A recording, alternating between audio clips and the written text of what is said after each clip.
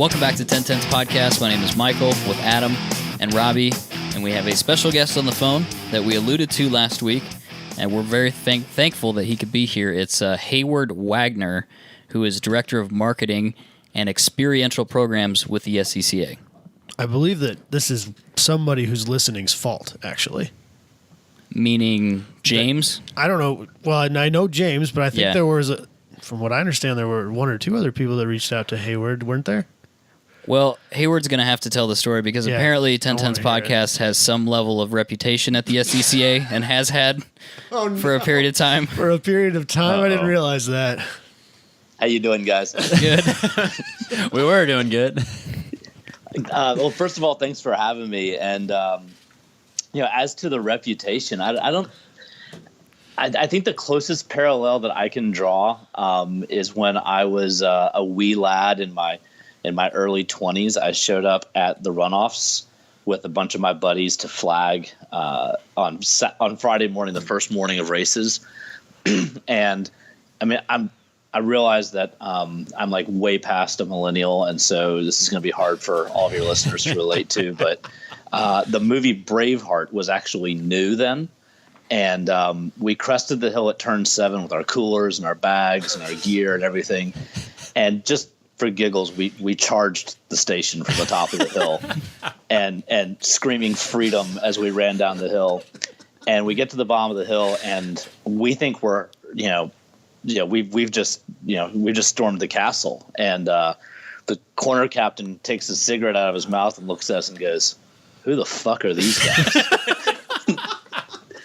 And I'm not going to say that's exactly your reputation with the national organization, but I think it's an appropriate story to start with. I'm not mad about it. Best stories told on this show so far.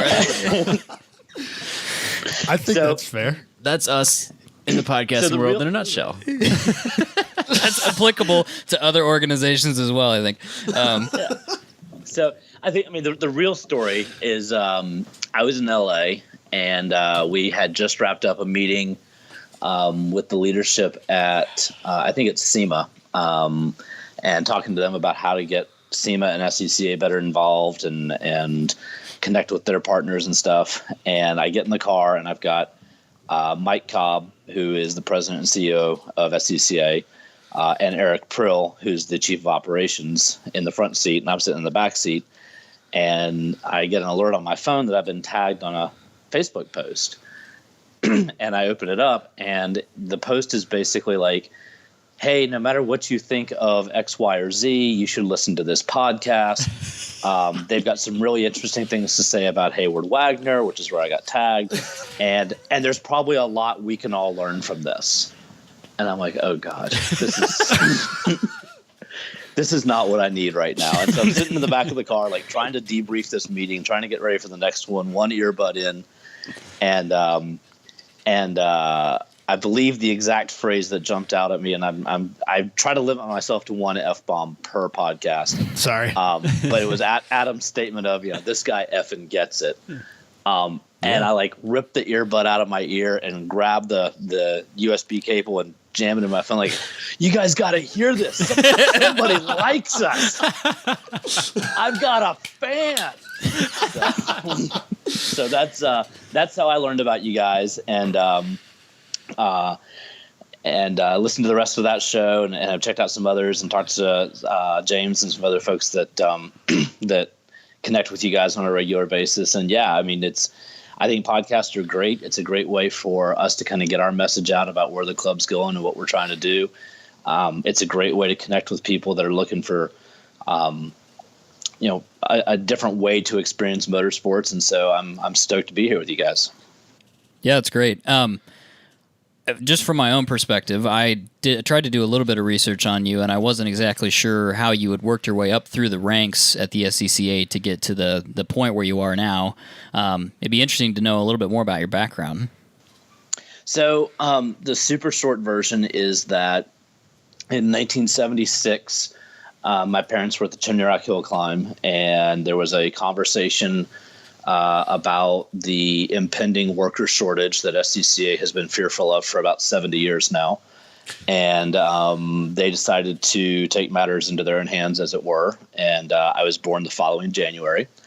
And that kind of set the tone for my upbringing. I was a track rat. My dad was actually the first national administrator for flagging and communications. He and my mom wrote the first flag manual, and he was a college professor. So summers were in a Volkswagen camper, bouncing around the country, track to track. That was just kind of my normal growing up. My dad loves to tell people that until I went into the first grade, I thought that we had a building for laundry, and we lived in a Volkswagen camper. And then I just kind of stayed on that path in that world until I went to college and started flagging, started doing some autocross, got more involved in autocross, and kind of got into that national championship model of competition. And I was fortunate enough in that era to kind of connect with Howard Duncan and the rest of the national solo team. And I was driving the timing and scoring rig that went to all the pro solos and national tour events, and doing some press release writing and stuff like that for them. And then that kind of put me in position to launch the Solo Matters product in, I think, 2010. And then we started the Starting Line School in 2012. And kind of in that same period of time, and this is kind of the story that's arrived on a lot of podcasts, but in that same period of time, I also had kind of lost my way on the competition side. And so I was more interested in the storytelling and teaching people and the overall experience of it. And I got super lucky that I was able to I moved from Atlanta, Georgia to Oakland, California in 2008. And there were some fairly significant economic headwinds in those days, and the only work that I could get that summer was working at a summer camp. And so I got to work with kids, and I got to kind of reconnect with doing things just for the joy of it instead of to try to win something or prove something.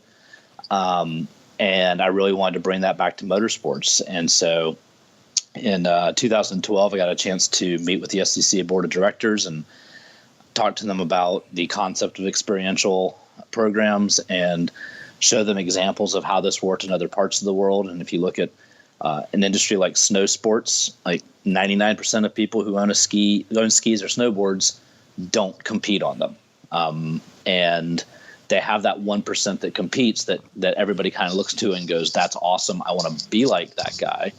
But not everybody's trying to beat that guy. And in motorsports, historically, there's not been a lot of room for people that just want to have fun. If you're not there to prove something, you get eaten up pretty quick by those who are. And I felt like that was a really short-sighted way to view the sport, and shared that with the board of directors in 2012. And in 2013, appropriately, on April Fool's Day, I was hired to start the Experiential Programs Department.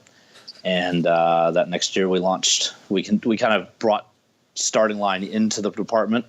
The next year we launched the Tritonite product, and the rest, as they say, is history.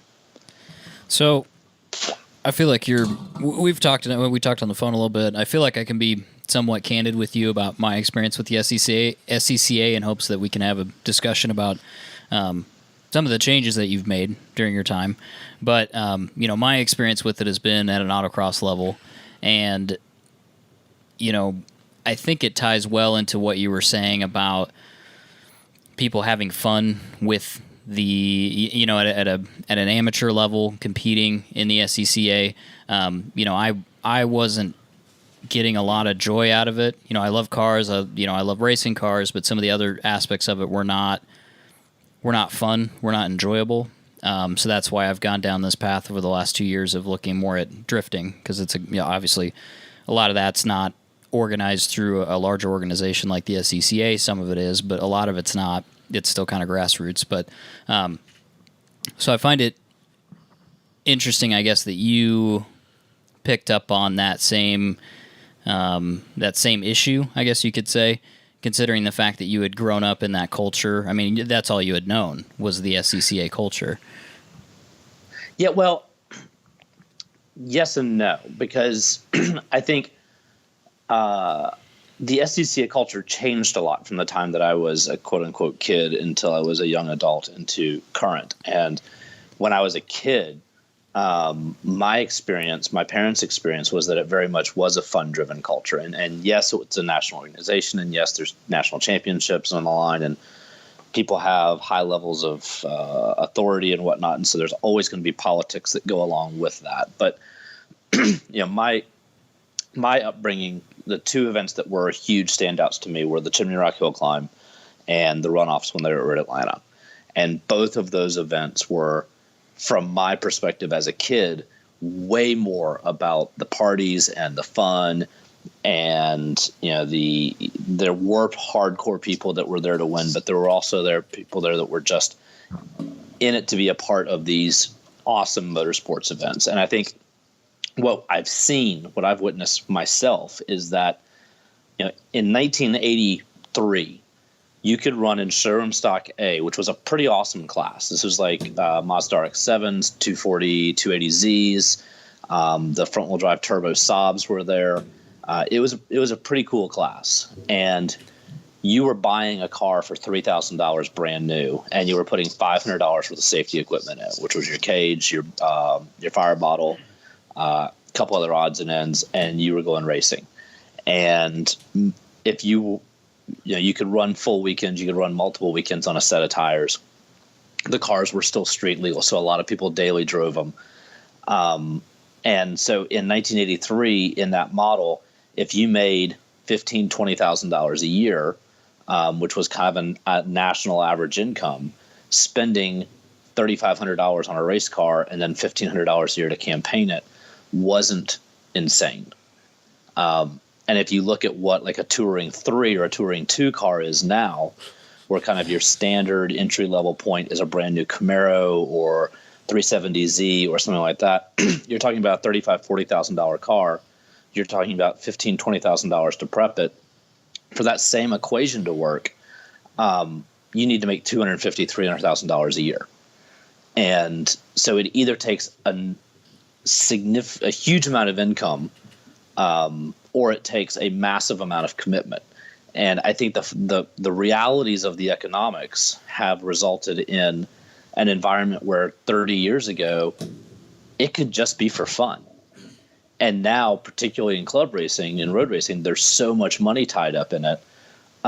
It's that you can't just do it for fun. There's got to be something. You got to be in the process of proving something or making some kind of a statement. And so I think that's really changed that culture. But you kind of asked me more about the autocross side of it, and I think that's I don't want to go too many different directions at once, but I think the other side of this is that SCCA really is 116 grassroots organizations tied together under one banner. Every region is a little bit different. Every region has a different look. Every region has a different feel. Every region has different leadership. And I honestly don't know a lot about your specific experience and what's been good and what's been bad. But what I can tell you is that there are people in this organization that do it harm. There are people in the organization who are in it for the wrong reasons. They're in it because it's something that they love, and but they love it the way that it is for them. And there's not a lot of flexibility, and there's not a lot of opportunity for new people to find a hold.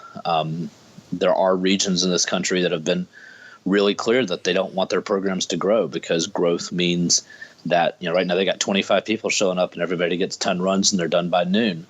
And if 30 people show up, it's going to change things, and they've got a really comfortable thing going, and they don't want anyone messing with it. And those are things that really do happen in the organization. So it's far from perfect, but I also think that it's always something that we can continue to improve upon and continue to find growth within. Sure. Yeah, and I think my experience was more.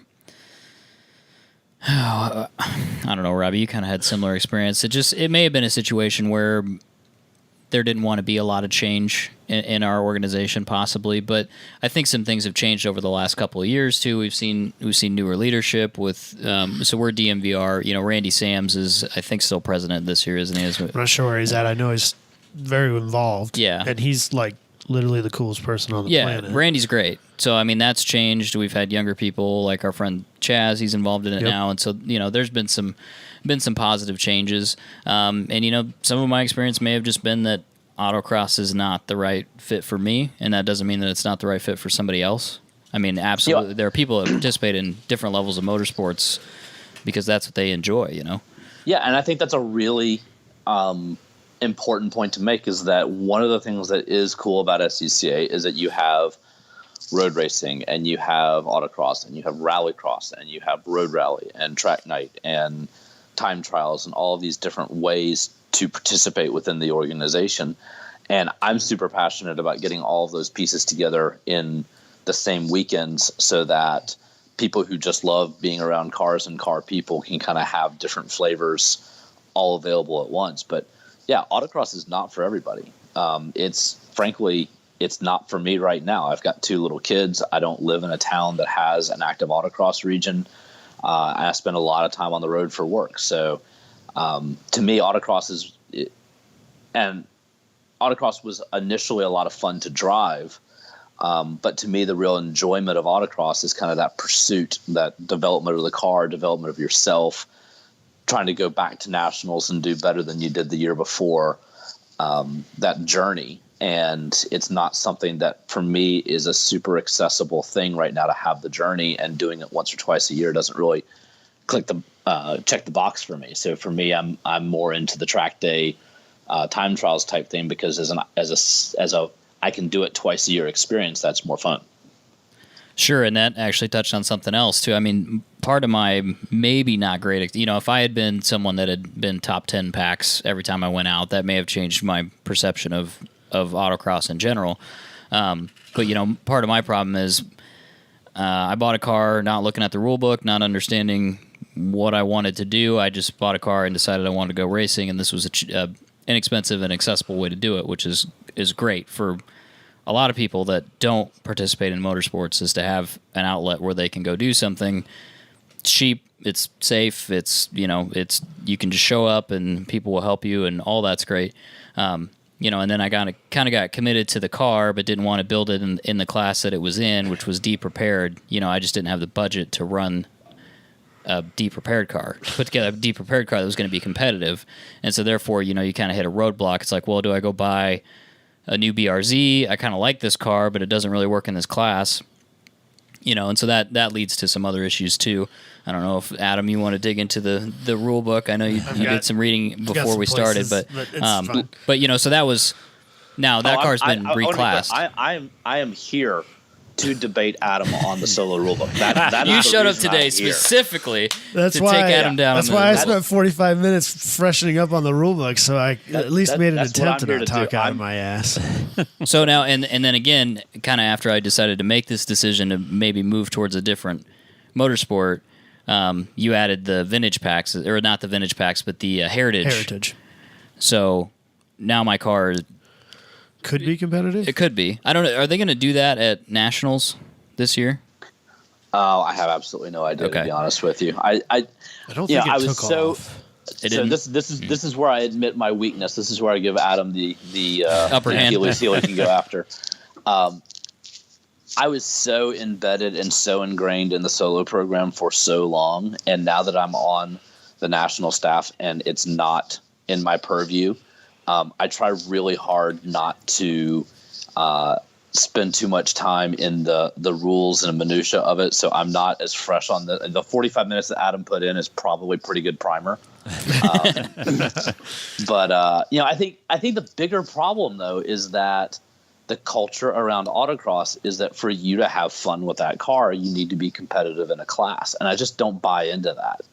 That used to be part and parcel of my identity. Like if I wasn't top 10 packs, that was a miserable drive home. And like, I can't count the number of dollars and hours of my life that I have spent chasing a result that I eventually didn't get, and building a car that maybe I wasn't terribly passionate about, but building it exclusively with the mindset that this was a tool to do a job instead of something that I was really into or excited about. And I think as we're talking about how we're developing this time trials program and how we're messaging it and what our marketing is going to look like and what our classing is going to look like and all of that, to me, if you look at something like 5Ks, how many people show up to run a 5K? How many show up to win?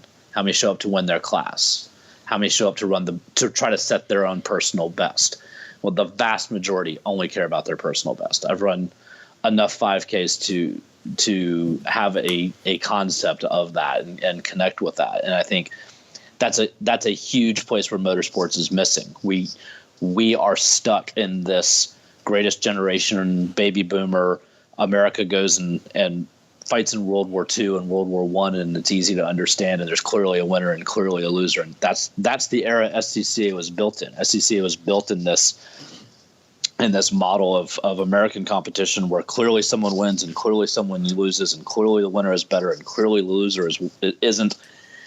It's not that simple now. People want a different experience. They want to be able to challenge themselves, and whether we're talking about Tough Mudder or mountain bike racing or running or any of these things that are loosely competitive, first and foremost, people are trying to shoot their best golf game ever. Second, they're trying to see how they do against a course record or a tournament or whatever. And I think that that's one of the places where autocross has really kind of gone astray, is that because it has such a hugely successful and recognizable national championship and national program, and because you kind of have those national standards to compare to, it's become super easy for the entire sport to kind of drift towards, well, are you top 10 packs or are you not? And I just think that's a really big disservice to people that just want to have fun with their cars.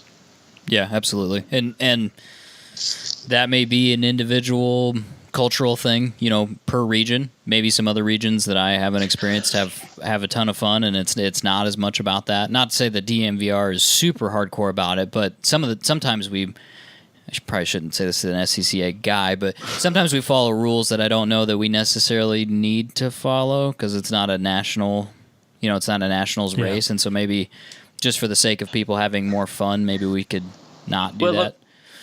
Let me just offer this, and then we can kind of move on to another area if you guys want to. But Sure. I would just say that there's two types of rules within SCCA. There are safety rules that keep our insurance reasonable, that keep the sport accessible, that allow us to continue to do and operate as we do. And they're very important, and they're sacrosanct, and they're non-negotiable. I don't think you're talking about those. No. The other kind of rule has immense amount of flexibility in it, and the secret identity of the SCCA solo rulebook is that it is written to govern 4 days of autocross a year, which is the Tuesday, right, Wednesday, Thursday, and Friday of solo nationals.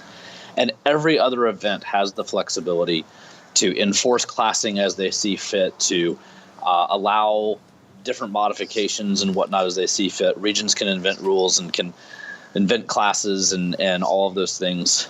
There's tremendous freedom to do all those things. But the reason why you don't see that often, in my estimation, is that an awful lot of the people who are administering the regional programs are the ones that are the most passionate about autocross. And they're the most passionate about autocross for them. And for them, a local autocross is about getting prepared to go to a national autocross. And so there needs to be this structure and this rules mongering, for lack of a better way of putting it, so that when you get to the national level, you're ready, you're prepared, you're used to all those things, the procedures, the this, the that. And there's also like this kind of twisted logic of, well, if we let people build whatever cars they want to, when they get serious and they want to go to the national level, the cars they have won't be appropriate. And that's a disservice to them. And I just think that there's truth in all of those things. And I say this as somebody who was a solo chair in the Atlanta region for 3 years, where my number one focus was getting 50 drivers to the national championship event every year and running our region exactly like nationals, so that when we got to nationals, we knew exactly what to expect because we've been doing it that way all year, and we were ready, and we were going to take home a bucket load of trophies, and we were going to be a dominant region. And in hindsight, the better service to those members was probably to run 10 test and tunes a year and let people just come and take runs and have fun and play with their cars and not worry so much about it. So I say all of this from the perspective of somebody who's done it the other way and kind of had to break myself and come back to it from a different perspective. So it's a super tricky thing, and I'm never going to tell somebody they're doing it wrong, because if you're volunteering your time and you're putting it in and you're making it happen for other people, then good on you. But I think we can all benefit from stepping back every now and then and just kind of taking a check of, hey, is this important? Is this necessary? Is this a good service to the people who want to participate in this area? So yeah, I think those are super important questions that should always be asked. Yeah, you're absolutely right. I mean, could you say you're doing a disservice to some people by not pushing them to a national level too? You know what I mean? So where do you find that balance? That's a great perspective to have on that. I really like the idea of just doing test and tunes. Yeah. So, and we don't do a lot of test and tunes. One of my favorite events, autocross events that I've ever done was a test and tune event, and there were 30, 40 people there, and we got like 30 runs in that day or something crazy. Yeah. And towards the end of the day, people were kind of getting tired, and it was like, hey, you want to drive my car? Sure. Why don't you hop in my car? Sure. And next thing you know, everybody's driving somebody else's car, and you're getting a feel for the way those cars drive, and you've got, maybe one of the fast guys in your region that's driving your car and being like, hey, man, what's up with all your mid-corner understeer? And why do your brakes not work, bro? Yeah, and stuff like that. And honestly, I think I got more out of that day, not only on an enjoyment level, but like learning, not only my car, but my driving and stuff like that, than I have from any other event I've ever gone to. Yeah. A really good one for me that sorry, Heyward, go ahead. I was going to say, for me, one of the big breakthroughs was I got a chance to teach for EVO schools, for evolution performance driving schools. And being in an environment, there are a lot of weekends where I had to choose. Am I going to go run a pro solo? Am I going to go to teach an EVO school? And even if you took the economics out of it, the enjoyment of being at an event where 24 people enter and 24 people go home happy was so much more powerful than my own experience of going and challenging myself, having a chance to go home happy, but also a chance to go home disappointed. And so I think, you talked about driving into the cars and learning and all of those things. I think the other factor there is that nobody went home disappointed. Nobody was told during that day, hey, man, you're just not very good at this. Right. You shouldn't really do this anymore. And autocrossing indirectly tells people that all the time. Yeah, I mean, they had a timing board up at the end of the course, and you got to see your time and figure out, that's better or worse than last time, what I changed. But we didn't keep track of it. There wasn't printed pages. No one knew where they were in packs. You're more competing with yourself in that case. Yeah, or maybe you've got one or two guys that you're always real close in time with, regardless of class, and just chase after them. Yeah, all I care about is beating Robbie Veerhout. Right. Yeah, I get that. But everybody's trying to be Robbie Veerhout. So, well, I think that was it for me too. Because like when I first started getting to autocross, we would always go to, it was like an old go-kart track that we would just do track days on, not track days, but like autocross days on. It was a non-SCCA event. Yeah. And I liked it the most because it was mostly just a group of friends, and they had 6 classes. It was V8, stock, mod, and race, or non-V8. Stock, mod, and race. It was hosted by a Mustang club, so you basically showed up. Makes sense. Yep. Yeah, you just showed up, and it was just like, okay, you're one of 6 classes, and you compete against your friends, and the track never changed. You knew what time you were aiming for, and it was a measuring stick every year. And then we'd go to SCCA events, and then I'd have to look and see where it was. I was like, okay, well, it's going to be in a really small parking lot. Well, my LS Swap 240 is not going to be competitive. I'm an XP. All right, well, I'll be bottom of the pack. And it wasn't as fun for me. And I'd walk in knowing I'm not competitive. My car's not built for this. I just got to enjoy it. And then the less friends I had there, the less I liked it.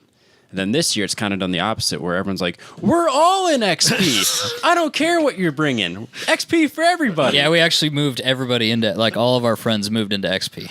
Regardless of their car. So now it's, I only made it to one, like the first event this year, I didn't take the 240 out. I brought my stock Maxima, and that was fun. because I was just harping on a daily driver. But everyone's in XP, so it's just like, all right, we're measuring against this. Right. And now it's so fun. to that point, back to what Heyward said, whose fault is the culture? It was our fault. Absolutely. Right. Yeah. So, just because we weren't in the leadership of the DMVR, the culture surrounding the racing was in part our own fault. So, Yeah, and I don't think I'd get hung up on the idea of fault, but more so ownership and just the recognition that you guys have the ability to take ownership of a culture within motorsports anytime you want to. And that XP class is a great example of how you can do that. Back in the day, I bought a 91 Civic Si that my brother and I started co-driving, and then we met a couple of guys that were running a Neon, and one of them bought a Civic Si, and then a buddy of mine from high school bought a Civic Si, and before long we had this like group of 5 EFs that were all running then in E-Stock, and it was a blast because we just kind of created our own class wherever we want. And I think that's kind of, that's a way that you can kind of right the ship, as it were, by bringing people in and saying, hey, let's just all run in E-Mod. We're all legal for E-Mod, so we'll just all run E-Mod. Yeah. And let the chips fall where they may.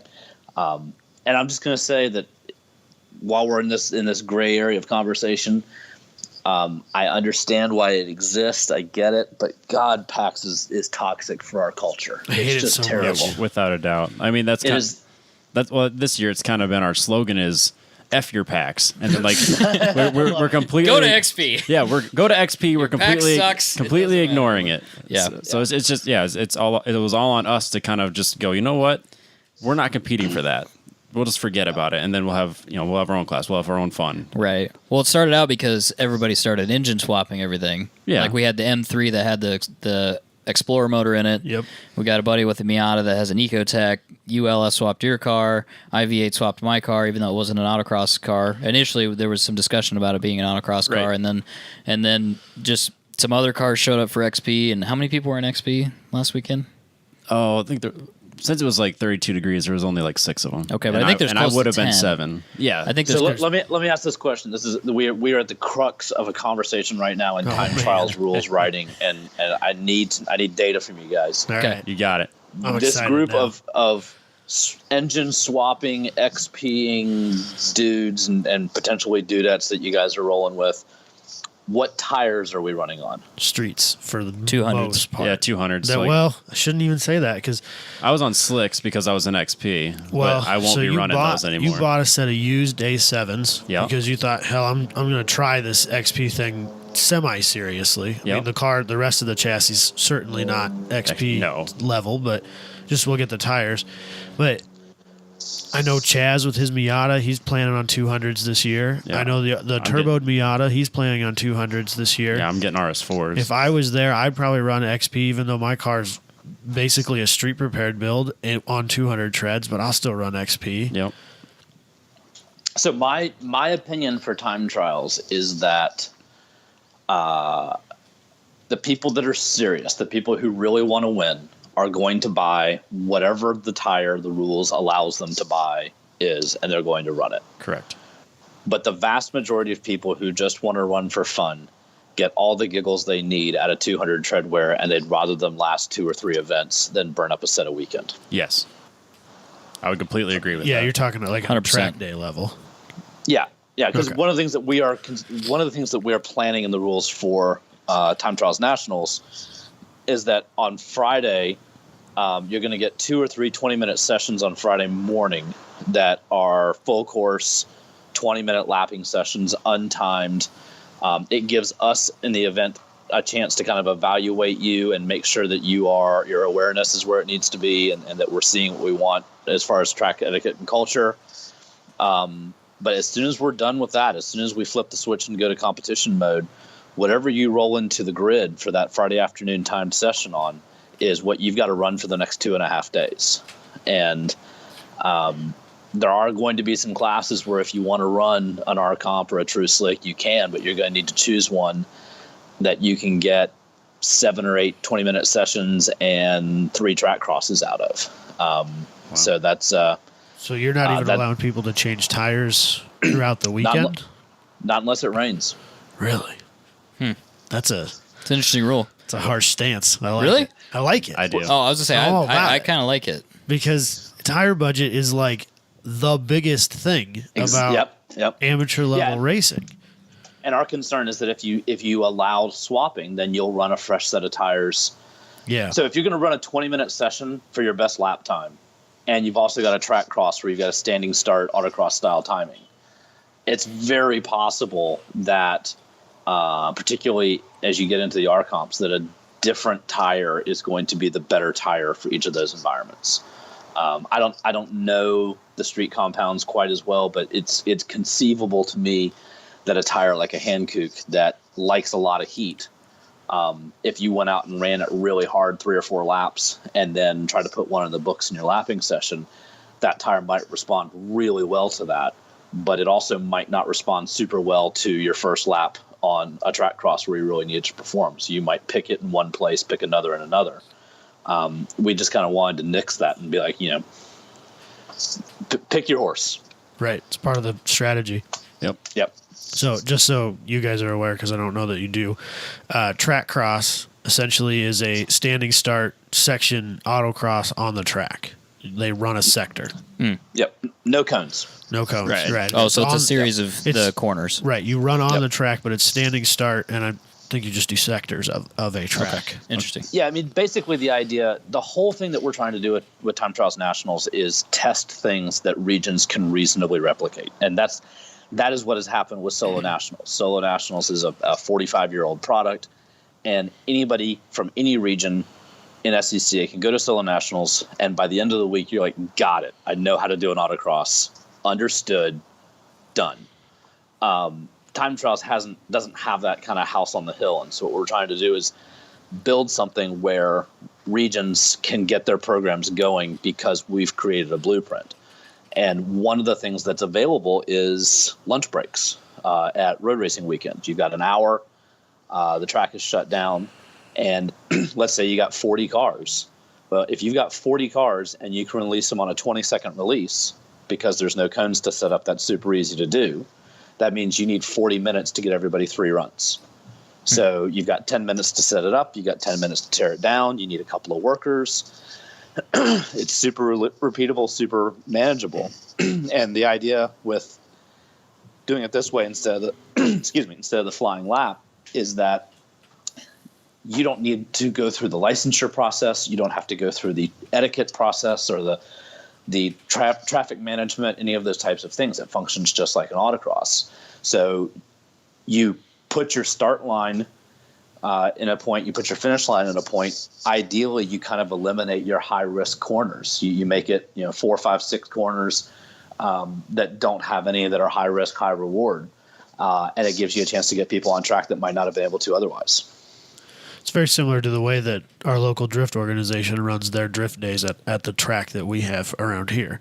They have 2 sections of the track that you run through 4 or 5 corners, and then you pass a set of cones, and that's where you're done. And then you go get in line for the next Go one. get in line and do it again. Yep, So- exactly. And we actually think that realistically, you can get down to a 10-second release because you're not dealing with resetting cones. Right. And if you can do that, then 40 cars, 6 runs each is totally possible. You And just need to judge speed difference on those cars a little bit, but other Right, than that, right. you're good to go. Yep. yep. Yeah, which, I think if the pace moves faster, even if the cost is higher for that, like if we could do it here, couldn't we? We could do it at Newton. That's a place where we could do something like this. Yeah, right? just run the infield. Yeah, Yep. yeah, and whatever if you need more additional dollars basically to pay for that rental or for the organization or whatever, I think people would pay more for that because I feel like you're getting more. You're getting more from it, I guess. I mean, you're getting more. I don't want to say utility, enjoyment. I guess you're getting more enjoyment Because at some level. That you'll still have the open lapping sessions where you're going for a flat out the fastest lap you can do around the track. Yeah. It just gives you 2 different events in the same weekend. And if I remember right, what you had said was the times are added together, and low score wins. Yeah. Oh, okay. One of the major, I don't want to say criticisms, but one of the things that we've heard a lot in kind of doing our research of what should a time trials program, what should a time trials nationals bring, is that one of the things that people don't love about the program or the concept is that you get a green track on Saturday morning. It rubbers in by 10 o'clock. Temperatures start climbing at noon.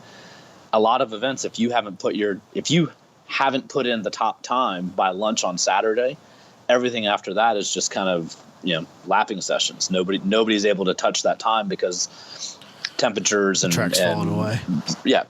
Track's gone away. So what we wanted to do was, over the course of 3 days, have 6 kind of bespoke chapters to this book, where we have a warm up on Friday morning.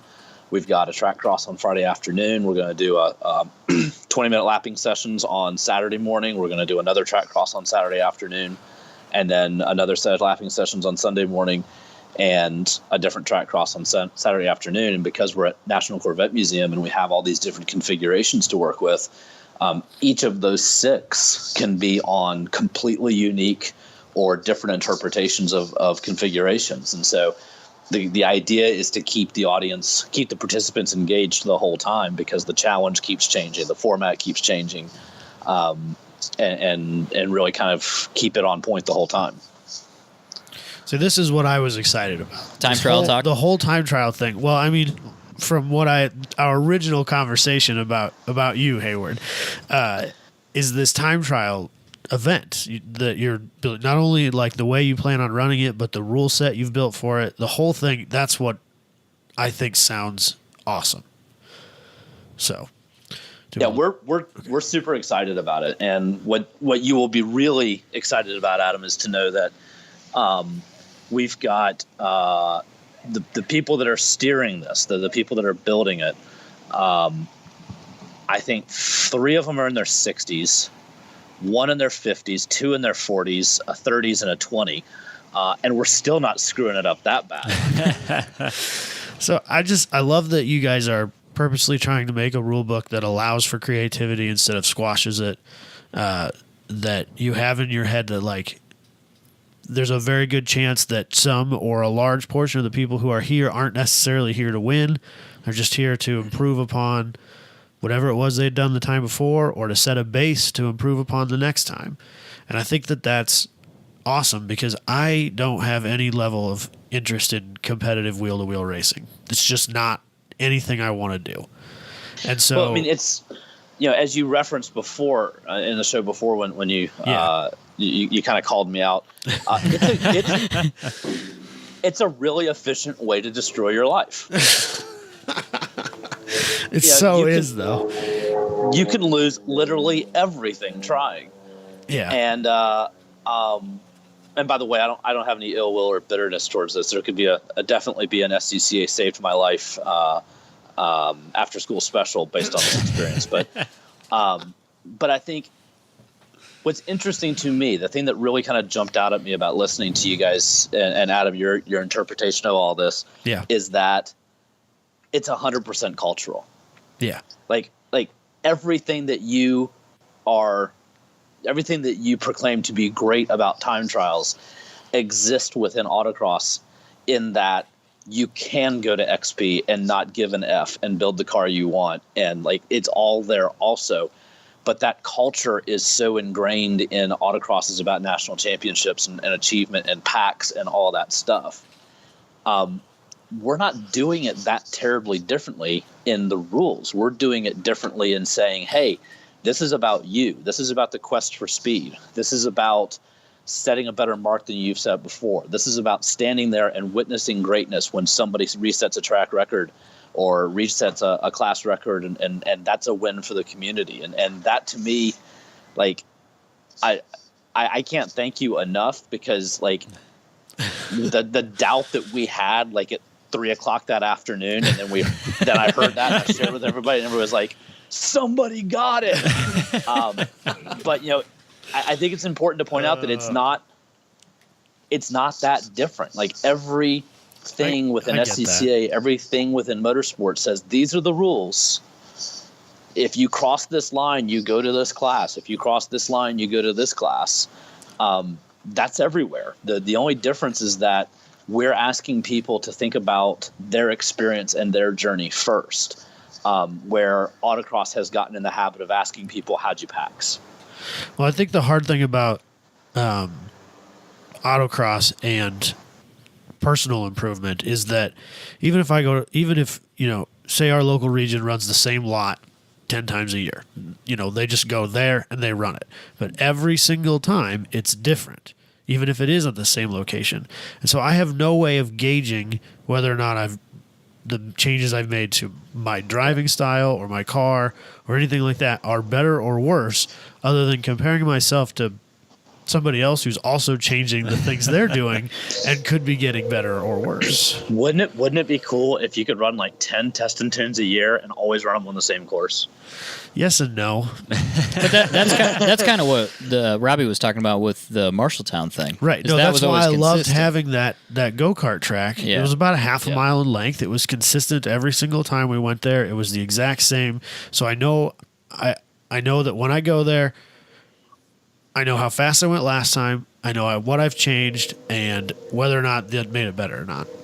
Yeah. But at the same time, I kind of like the variance that autocross gives me because I like seeing the new obstacles and I like seeing the.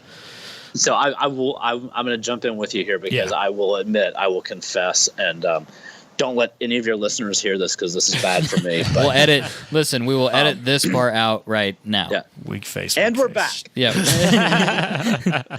So my biggest, how are we going to manage this thing with the whole time trials thing is, are people still going to want to come back to the same track and drive the same corners year after year after year?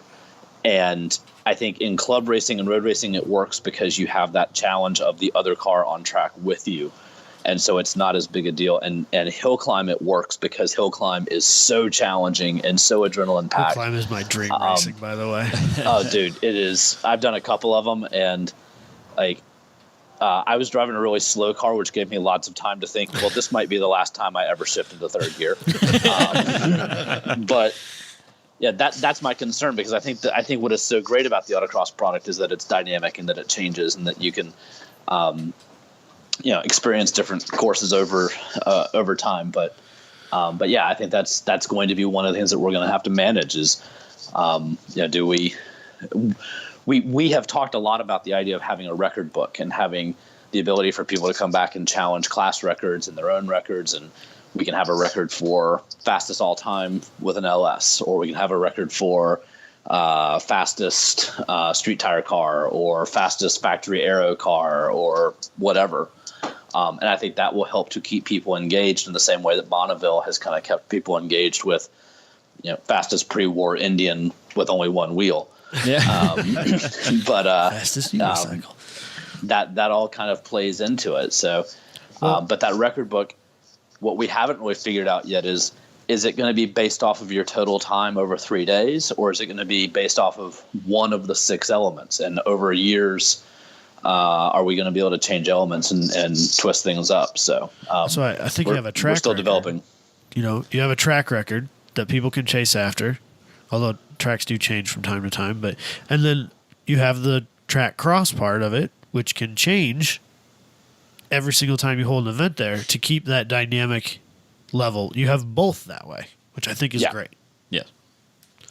So I like where it's going. Let's put it that way. What's the implementation timeline for this year? Yeah, we've got we actually have a test event at Gingerman. I think it's April 21st, 22nd. And there's lots of room in that event. I think we got about 40, 45 cars signed up right now. Our cap is like 100, but this is kind of a first shot at the format, see how it goes. It's a 2-day, Saturday, Sunday. And then we've got another one at Carolina Motorsports Park, May 23, 24. It's a Memorial Day weekend, but it's just Saturday, Sunday.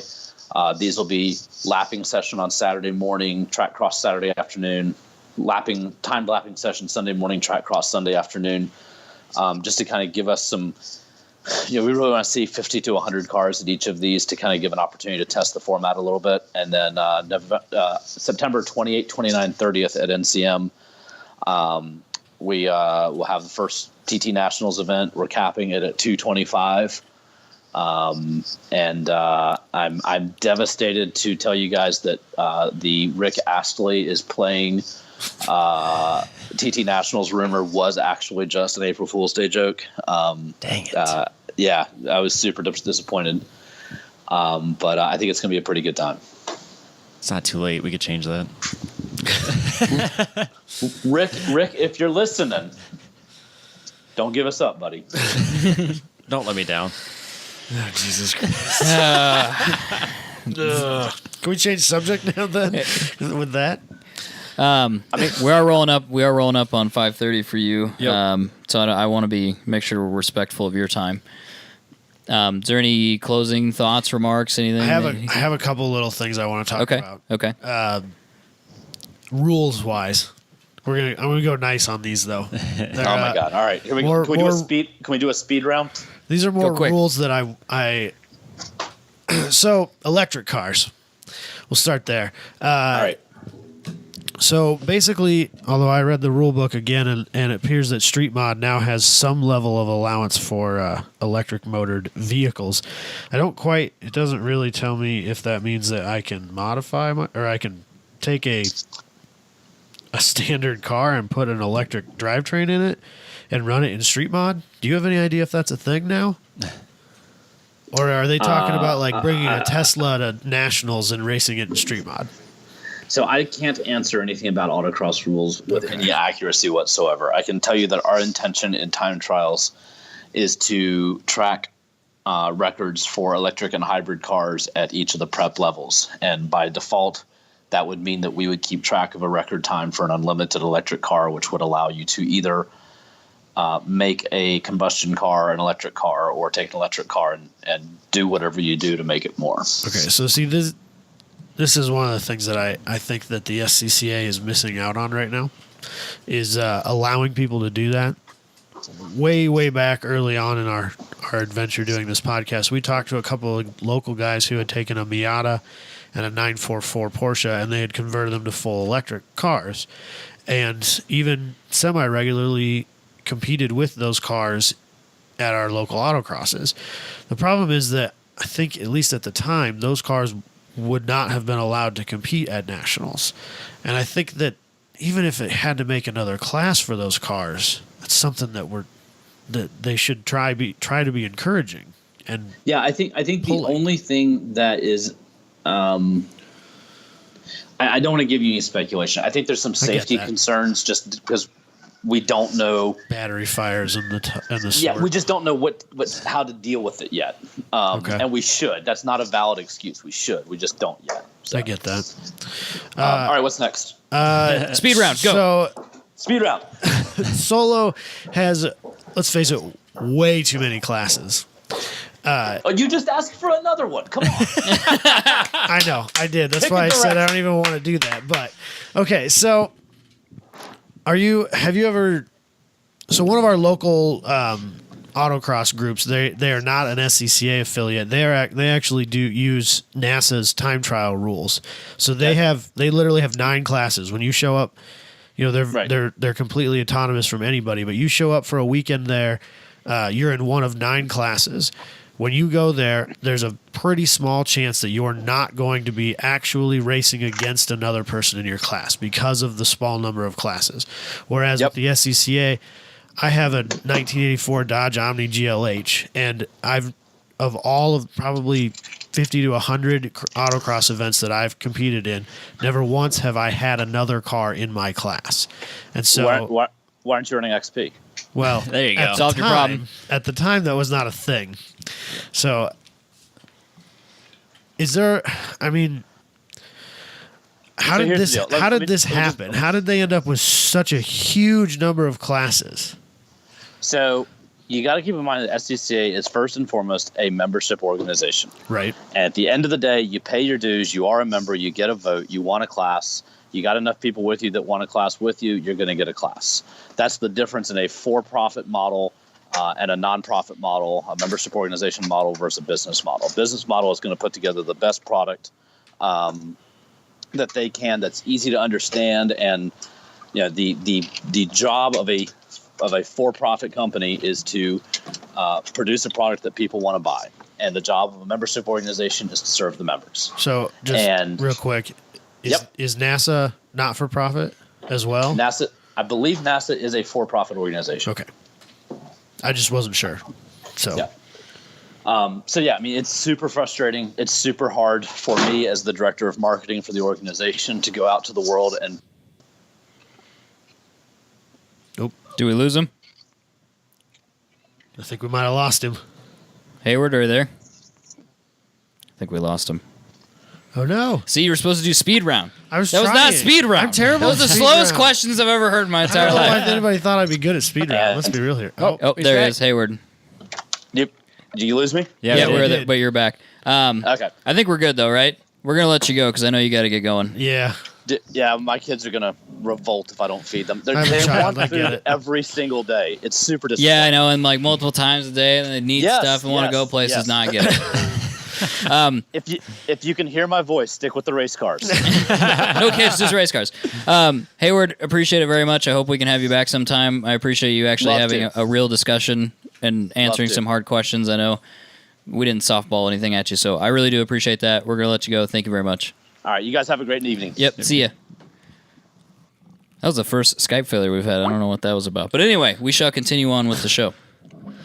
I don't know why anybody thought I was going to get a speed round. That's not my thing. I'm glad you didn't. Literally the slowest questions. Dude, I'm so Like, bad at that sort of stuff. So I if you should look know at the these SCCA rule book, fuck yourselves. there's like No, dude, I'm not the right 400 person for this. classes. So if you think about it but if you analytically- look at it this way, Thank you, Heyward Wagner, for coming on the show.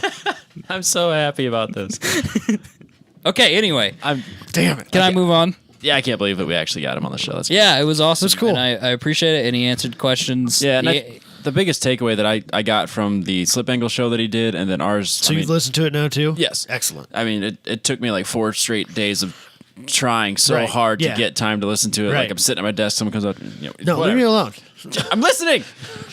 But the biggest thing was that it's time to change the culture, and it's about fun, and yeah, he really did. He threw it at us, saying this is on you too. It is, and absolutely. He's right.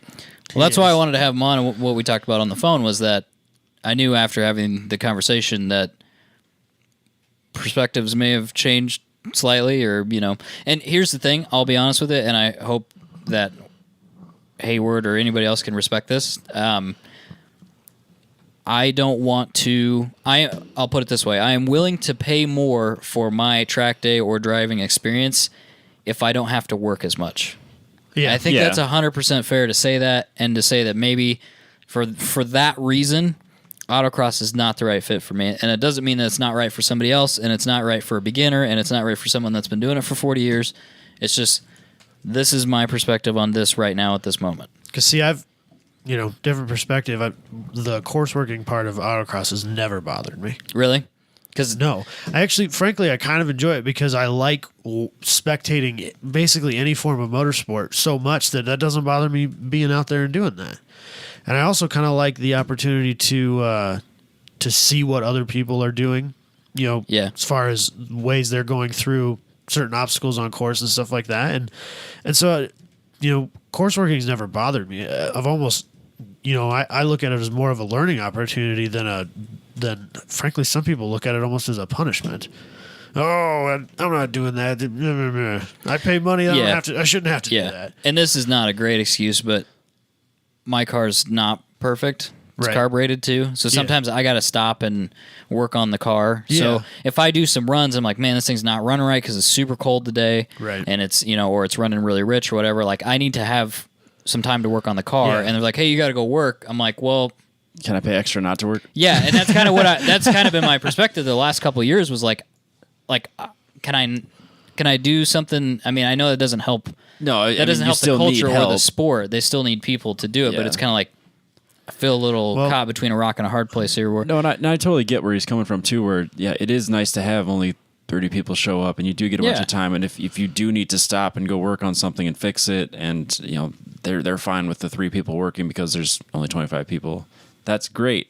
But then at the same time, we're trying to grow. We're trying to get more people there. And then when we do get more people there, it's very, let's go, let's move. We got to keep these Yeah. cars rolling. Yeah. We've been here for Well, 8 freaking hours. Let's so- go. I was told by some people I know from the Chicago area, some college students I knew back when I still worked in Ames. One of those regions does 3 run groups instead of 2 like we do. Yeah. Yep. So you have a work group, a race group, and a just hanging out group. Oh, yeah. No matter Oh, what. yeah. That's how they rotate that. And not only does that kind of solve your problem. It would, yes. Like if you are not doing anything group or section At comes that time. after your race section, then you have time to do that stuff. The other thing that it helps is transition from one group to the next.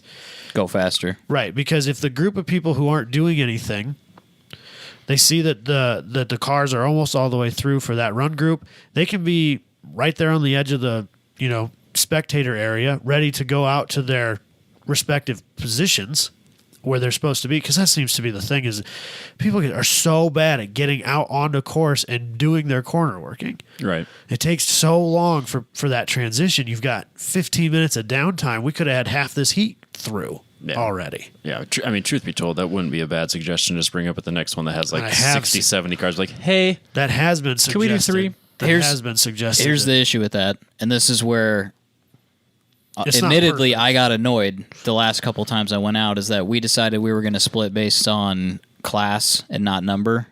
we did that last time too. We had 2 run groups, and Yeah. one had 40 cars, the other one had 20. The problem with that killed me. is that I'm in the 20 group because Yep. I'm in prepared. I'll see. It was the opposite. I was in like the stock class, and the stock class had 20. Oh, it was And small? it was completely switched. Well, maybe it's possible. Well, there's a bunch of people in XP now, so it's probably changed. But when I was doing it, I was in the small group. Yeah. And so what would happen is I'd run through a whole bunch. My car's not running right. Yep. I need to work on my car, but now I have to go work for 2 hours because the bigger group's going second, and now I'm stuck out there and I can't work on my car. And then I got to go back out in the same thing again. No, I get and it. it's just that was not. Yeah. So if we could do it in 3 groups, A, the runs go faster, B, I've got some time to work on my car, and a shorter working period, that seems to solve all those problems. So I actually agree with the fact that heat run groups should be done on class, not number. You got to try and split up those classes a little bit. Right. But there's 2 reasons. One that I agree with, or one that I don't care about, but I can see why people want, and the other one that I don't think people think about. Number one, the first reason that everybody wants it is because they want, if you are actually trying to be competitive for points in your class, Yes. you don't want, you might have a dry track and that other guy might have a wet track, or vice versa. Yep, and that's definitely. that's going to mess with that stuff. I agree. I get that. The other thing that I think that I saw a lot of at our local level, at least, was that if you work second and fourth and you run first and third, so many people bail. Yes. They'll Yeah, skip out. yeah. And so what I have suggested, because I'm an asshole and I think about things like this, try and put the classes that, generally speaking, those people who are skipping are also the people who are relatively new to it or not always there. And they're also on the lower prepared level, usually. Make sure that those race second and fourth. Yeah. So that they can't leave. The other advantage to that is if there's lots of newer people working first, they can get a feel for what is going on. They can see the bad parts in the course, the places they need to watch for, so that hopefully when they actually do their run in the second heat, they might not hit as many cones or have as many lost racers. Right. Or just feel more confident. Right. Feel better about It being there. increases the level of confidence. So, So, well, these are all things that we could bring up at the board meeting that we didn't go to. yeah, I've never been to a board So, meeting yet because yep. I'm not Yeah. very good at But- those sort of things. To be fair, in a nonprofit, as he said, it is Yeah. what you put into it. And So I think will be the first person to say I don't participate in our local SCCA region in that capacity, and so really any complaint that I have is 100% my own fault. So, and no disrespect to anybody, I've just decided I'm not going to participate in autocross that much. That is a personal decision. right.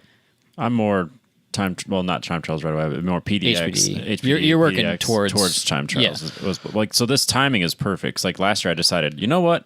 I'll do a little bit of autocross, but my focus will be every PDX. And then from there, it'll be every track day that I can, Yeah. and you kind of get away from it because I don't mind going on the same track over and over again if I'm going 100 miles an hour. I get a lot of excitement out of that. Like going on the big corner or the big turn at Newton, taking it in, going over 100. That's exciting to me. I will never have that feeling on an autocross track. I don't know. That stuff just doesn't register for me as being magnitudes of difference that I wouldn't want to do it.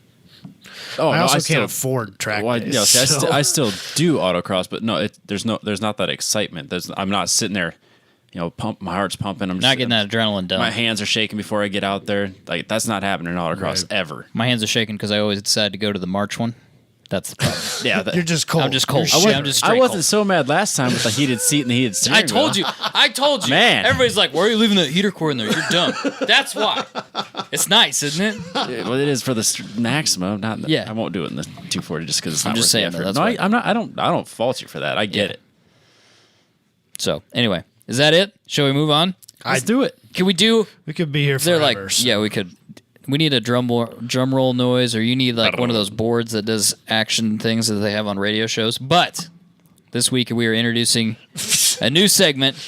It's the guess. 10-tenths Motorsport Minute. And really, it's just an evolution of the news to focus more on motorsports. On the weekends that have On the weekends, much yeah. Right. motorsports. Like Did you have an opener? Do you want to back up and do an opener? I have an opener, absolutely. Do you want to do one?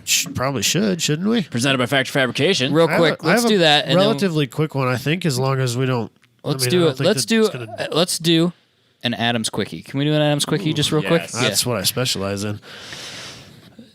We'll leave that. Just waiting on you. Go ahead and get started. So Rapid fire. Go fast, quick, I'm quick. so good Stop at these thinking.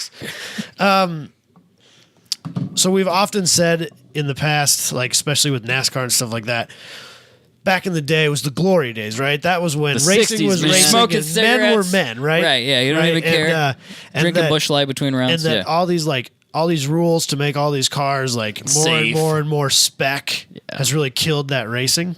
Yes. And I've heard a couple of people that make the argument in the opposite way. And the reason they say that is because what people forget and don't mention is that way back in the day, if you will, win margins were huge. And now they're like none. And so the racing was much more competitive, better to watch than it was back in the day.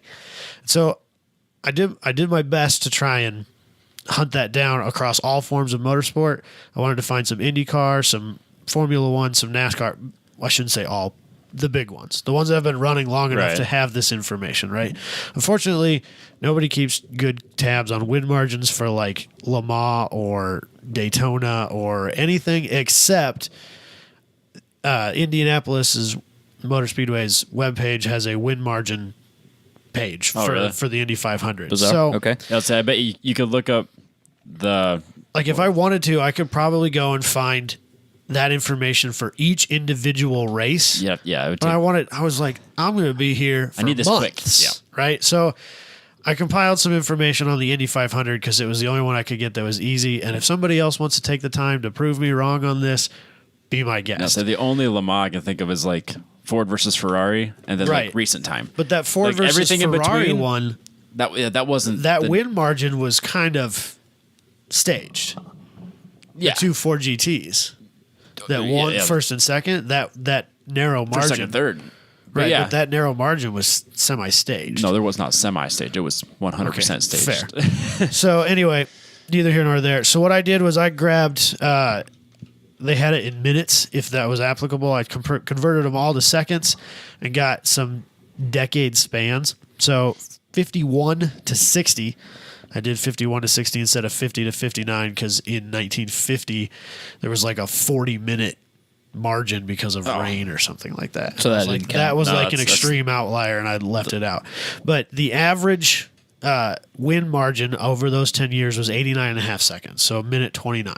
Okay. That's a big gap. Yeah, big gap. That frankly can't Especially be that interesting especially on racing an Indy. on an oval. There you go. Oval would be the best way to Right. describe it.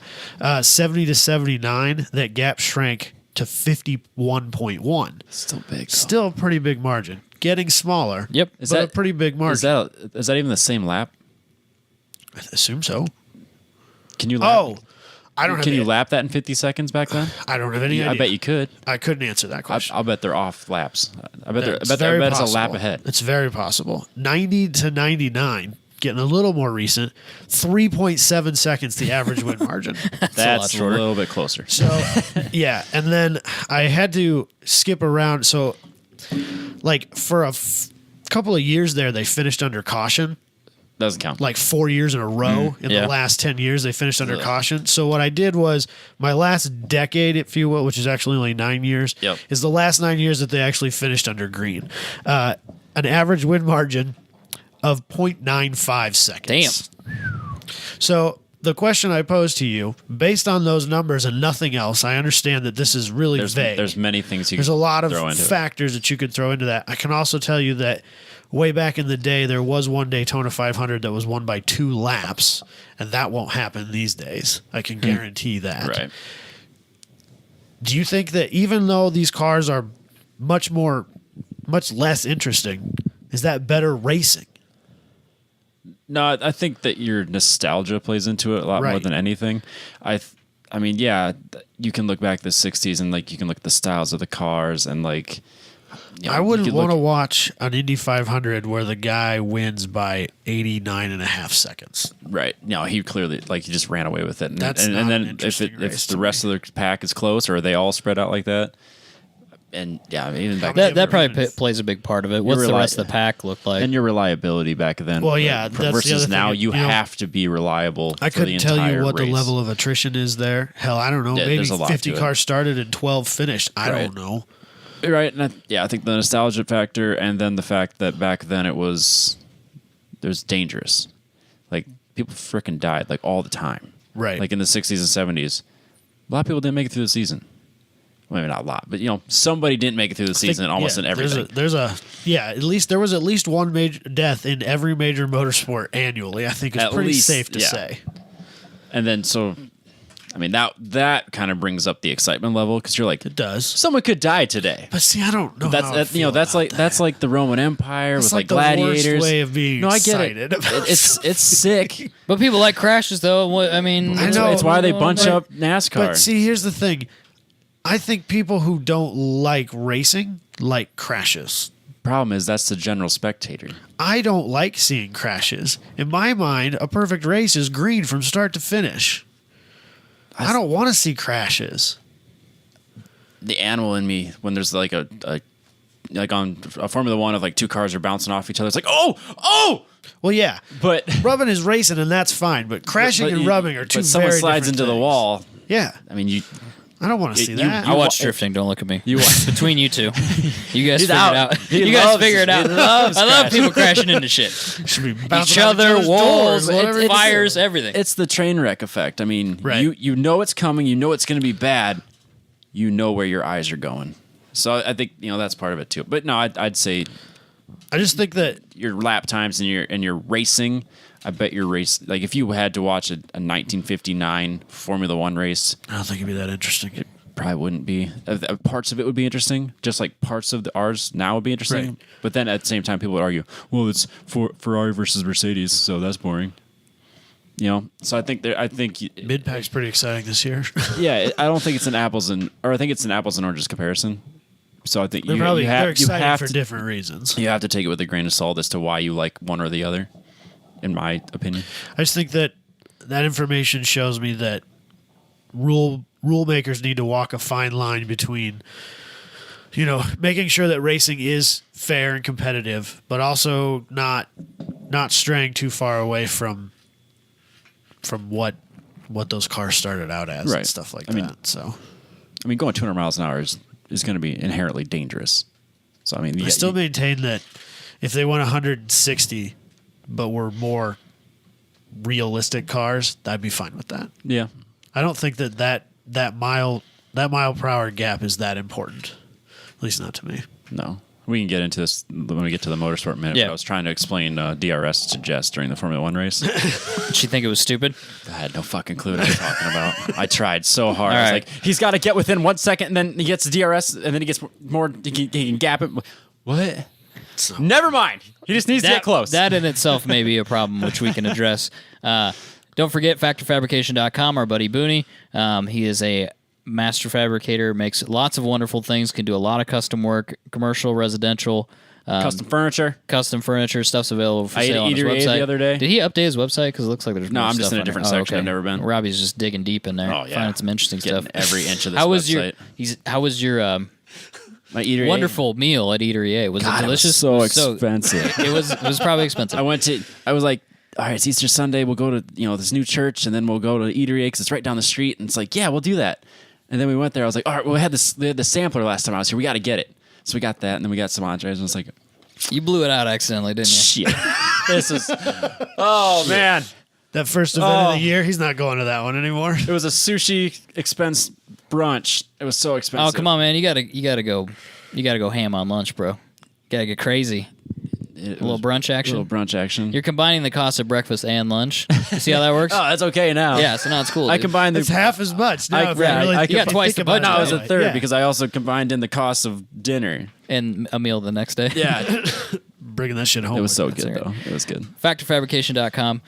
Thank you, Booney. All right, now we can do the new 1010s Motorsport Minute. So Michael was just so excited about that name. And he hasn't screwed up the name once. I love And it. I got it. I just Okay. think it's hilarious. He's so excited So about the name. what this is going to be for the first week. So where this came from basically is we opened up some topic threads on the group, which you should join if you're not on there, for the Formula Drift event and the F1 event for the weekend. Less official on the F1 event, but it still happened. It still did it happen.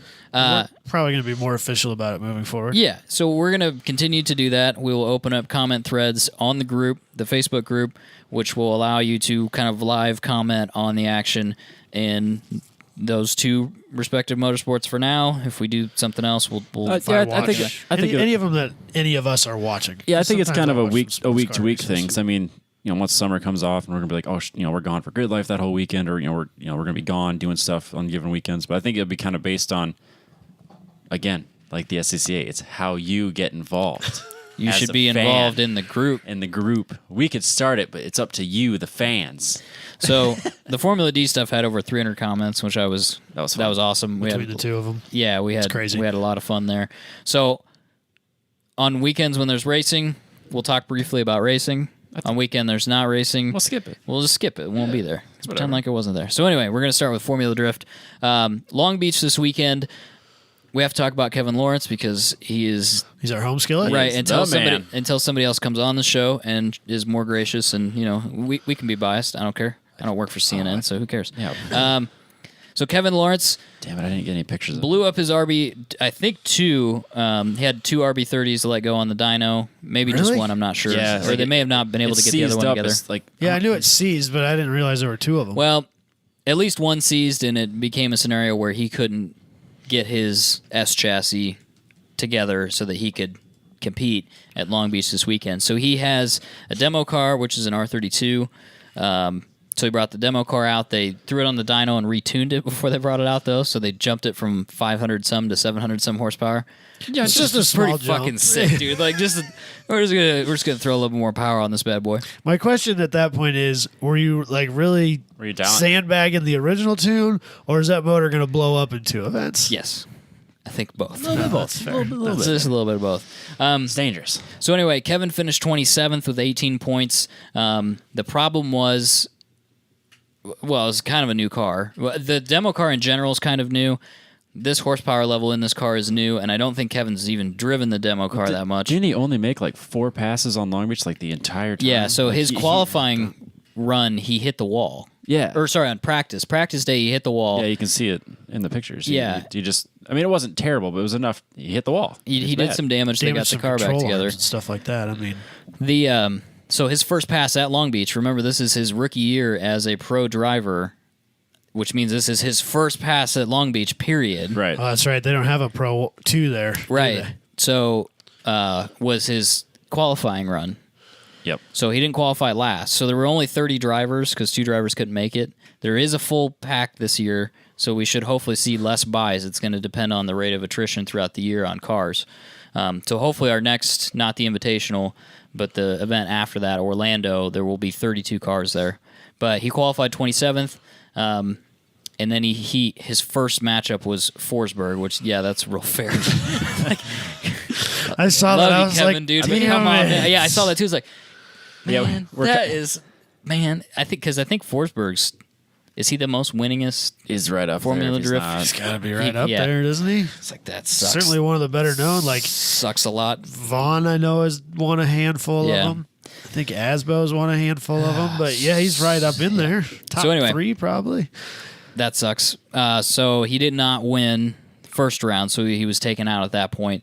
Some other things I want to talk about. I've talked to Kevin. He's going to be at Orlando, which easy trip for them, right? In Right, Juku. yeah. He's there already. So we're looking forward to that, and him just kind of hopefully nerves shaking out a little bit. he's probably First pro. drive. more comfortable on that track because I would assume that they run that semi-regularly. Yeah, so it may be a really good event for him. So we're looking forward to that. Hopefully we can have Kevin on soon. That'd be great. Up next, Frederico in the twin supercharged 599. First of all, didn't realize that I was twin supercharged. Yeah, Yeah. it's pretty It's awesome. fucking epic. Yeah. So That car Frederico, is so awesome. he qualified decently. I don't know if I He have. did pretty well. Like his practice and his qualifying runs looked really good. It was clean. Yeah, I think there was a lot of concern because he came from D1. He did not come up through the U.S. Formula Drift ranks, so there was concern about how he Quality. would compete. Yeah, quality. This doesn't say where he qualified. He got yeah. 2 points, which means anywhere from 17 to 32. But I thought he did well, all things considered. He had a matchup with Chelsea Denofa, which if you watched went pretty poorly. He had so he actually collided with Chelsea while he was chasing Chelsea. He kind of moved up towards the middle of the track. Chelsea initiated, and his car was in the way, basically. Yeah, way too long to initiate, it looked like. Yeah, My so- uneducated opinion. Yeah, basically he got too deep, too fast. Chelsea initiated, and he was right there, and he hit Chelsea. So that was not good, obviously. No. So he got an incomplete for that. And then when he had his lead run, it turned out that he had a broken control arm from his collision with Chelsea, and as a result of that, he basically speared straight off the track when he went to initiate. And that broken control arm, in the process of braking, took out a fuel line, which caused a fire, which you can see if you're watching the YouTube video, a pretty massive fire. You've probably seen And it if already. if you watch the live stream, it burst into flames, and then they kind of contain it, and then it keeps bursting into flames because it kept getting fed fuel. It was just crazy. So, pretty scary, because you can see from this video and from this picture that he's got up right now, when that control arm broke, he didn't have control of the car, obviously, for the most part. He got pretty close to that wall, and that car is very on fire, and he couldn't get that door open very far. And there's a video of him trying to kick the door open farther, which is like the scariest shit I've ever seen in my entire life. Being trapped in a burning car and not being able to get the door open. So, people had criticized him about not hitting his fire suppression when he was trying to get out, but I can understand why that wasn't his first reaction. Fight or flight. Yeah. Self-preservation at that point. At first he went, I need to get away from the fire, and then he went back later and tried to hit the switch for the fire suppression, which really didn't do much of anything. I'm sure if looking back, he probably would have been like, oh, I should have done this and hit the button and then got out. Yeah. But, What are you going to do? Yeah. I'm sure Hindsight's you don't 20/20. exactly practice this because it doesn't happen all the time. I mean, you should practice it, but you don't get a live fire practice. I think the main concern with this was the response to the fire. Bush League. That's one way to put it. I don't know that their response time was necessarily horrible. People said it was 40 seconds. This to me is complacency. I don't think they've ever really had to do this. Put out a fire. Yeah. So they're all just kind of like, yeah, these cars crash. We just go get them. Drifting Yeah, thing. we go get them. And then this one bursts into flames. Probably, I don't know if it's the first time, but this is probably the most severe one they've seen. I'm guessing that's probably not Formula D's safety crew. It might. They had SCCA vehicles. I don't know what that means. I'm surprised SCCA would be involved in Formula D. I don't Well, think unless they they are were because hired. it's the same event this is the same place that they run the sport or the sport car They do the Grand Prix of Long Beach there. and the Grand Prix there, Which is like a 2-week thing. But it's like next week or the week Yeah, after. Indy. Yeah, And so I'm pretty IndyCar will sure- be going on as this airs. Yeah, I would think so that this I think was the that's IndyCar crew. Yeah, I'm guessing that this is the track's crew, not Formula D's crew. No. Well, we're on a street. Well, yeah, but you Well, know what I yeah. mean. Like these people have been hired to run safety for that event from start to finish. Formula D, Right. sports car racing, IndyCar, all of them. At the same time, Hell, I even think that they This run is SSC there. the length of this track, which is in a parking lot, is nowhere near as long as the IndyCar race. And so I'm just like, they could have plenty of crew. It would be my opinion on it. Okay, so Which is why I think That it's, aside- that's why I think it's complacency more than anything. Where Yeah. they were I definitely think- not expecting this. I think the flagrant issue is that none of these people are, well, one person Has a helmet. is actually dressed to fight a fire. And I think that that's probably the main issue that I'm sure that they've addressed now. And moving forward, it will not be an issue again. But yeah, there's only one person there that really was prepared to fight a fire of all those people. And just from their safety perspective, that's not safe. And then also potentially you could say, back to your point, that there was definitely some complacency on like getting out fire extinguishers, and maybe that was just because these were not the people to be fighting a fire. Maybe there was something there. Maybe there is another fire crew, and they weren't the ones that responded to this. I don't know, but yeah, truth I'm be sure a told, lot of I am discussions- making a lot of assumptions. Right. I have to because I have no clue. But and we will probably never know exactly what happened. But I'm sure there's a lot of discussions that have been happening What- about safety and how to address this differently in the future. So hopefully it is a non-issue. well, and even just how nonchalant the announcers were about it too. Like, oh, it's on fire. That's a big fire. It's still on fire. And we'll be back in about a half hour after our halftime report. And like they just the credits for their opening round or whatever were going on as this thing's bursting into flames, and they're just like, all right, well, we'll see you in a couple hours for the next round of 16. And that was it. Like we literally just left with this car burst into flames, and we'll be back in a Yeah. couple hours. I think I found out what happened on Instagram. Oh, was there more The to it? aftermath. Well, he Federico posted Yeah, his I saw personal that. one because they brought it back into his pit and they changed the fenders on it yeah, I saw because that. everybody was, if you look at all the live stream stuff, everybody was like, "Oh, fuck that guy, stupid Ferrari, and it's dumb. Oh, it's on fire." All that stuff. There And was he a surprisingly large amount of shit talking about this guy. yeah. I got nothing against him. I'll make the joke that it's a Ferrari, it burst into flame for no reason at all. But that's where I ended. It's just a freaking joke. But So yeah, they threw new fenders on it and looks basically fine. sent out the "fuck you" post. Fuck the Yeah. haters. yep, Not quite in that. I'm sense, hoping. but Hopefully, he's back and ready to go here in a couple weeks. car looks pretty back together from what I've seen. I don't know yeah? engine wise. I don't know, but yeah, the body Engine looked pretty good too. Did it? But you Yeah. put out less than that, no problem. He could. But no, it looks. They gotten a lot of it cleaned up. Obviously, those. yeah, I bet a lot of it's salvageable. Yeah, it looked pretty good when I saw it today. That car didn't because if you- run like a factory wiring harness or anything like that anyway. So No, it probably wouldn't be that big a deal to rebuild it. And No, usually it's- when you've got cars that are built to that level, you have them built with that in mind. You just take parts off, put them back on. You're Yeah. good.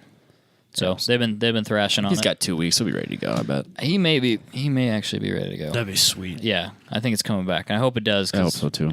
fuck all those people. Car's rad. The car's cool. That was one of the things I wanted to talk about is how awesome the Formula D grid is right now. There's all sorts of cool cars. There's so many cool things. There's an ATS which will be on the next run. This is rad. Dean Carney, his car, they lost a motor, so he was there. But his Viper, he didn't run. Yep. So he'll be there next. That's cool. Ferrari. You know what's really funny? If you go on Formula D's website and you look at the manufacturer standings, it says Ferrari on there, which is just kind of funny. I just laughed at that. It's just fun. I mean, I know a lot of people don't think it's cool, and I haven't really decided how I feel about it, but Asbo's car Super is lame. kind of interesting.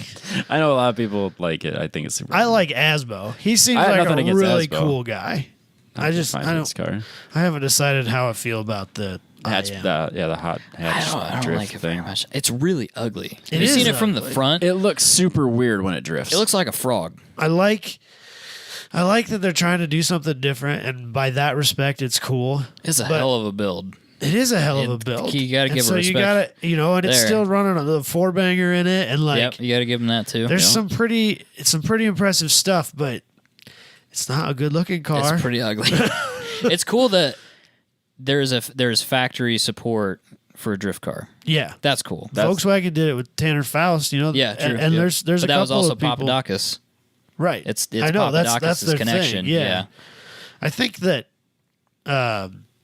Von Gittin has some level of factory support as well. I'm sure he probably does. Yeah.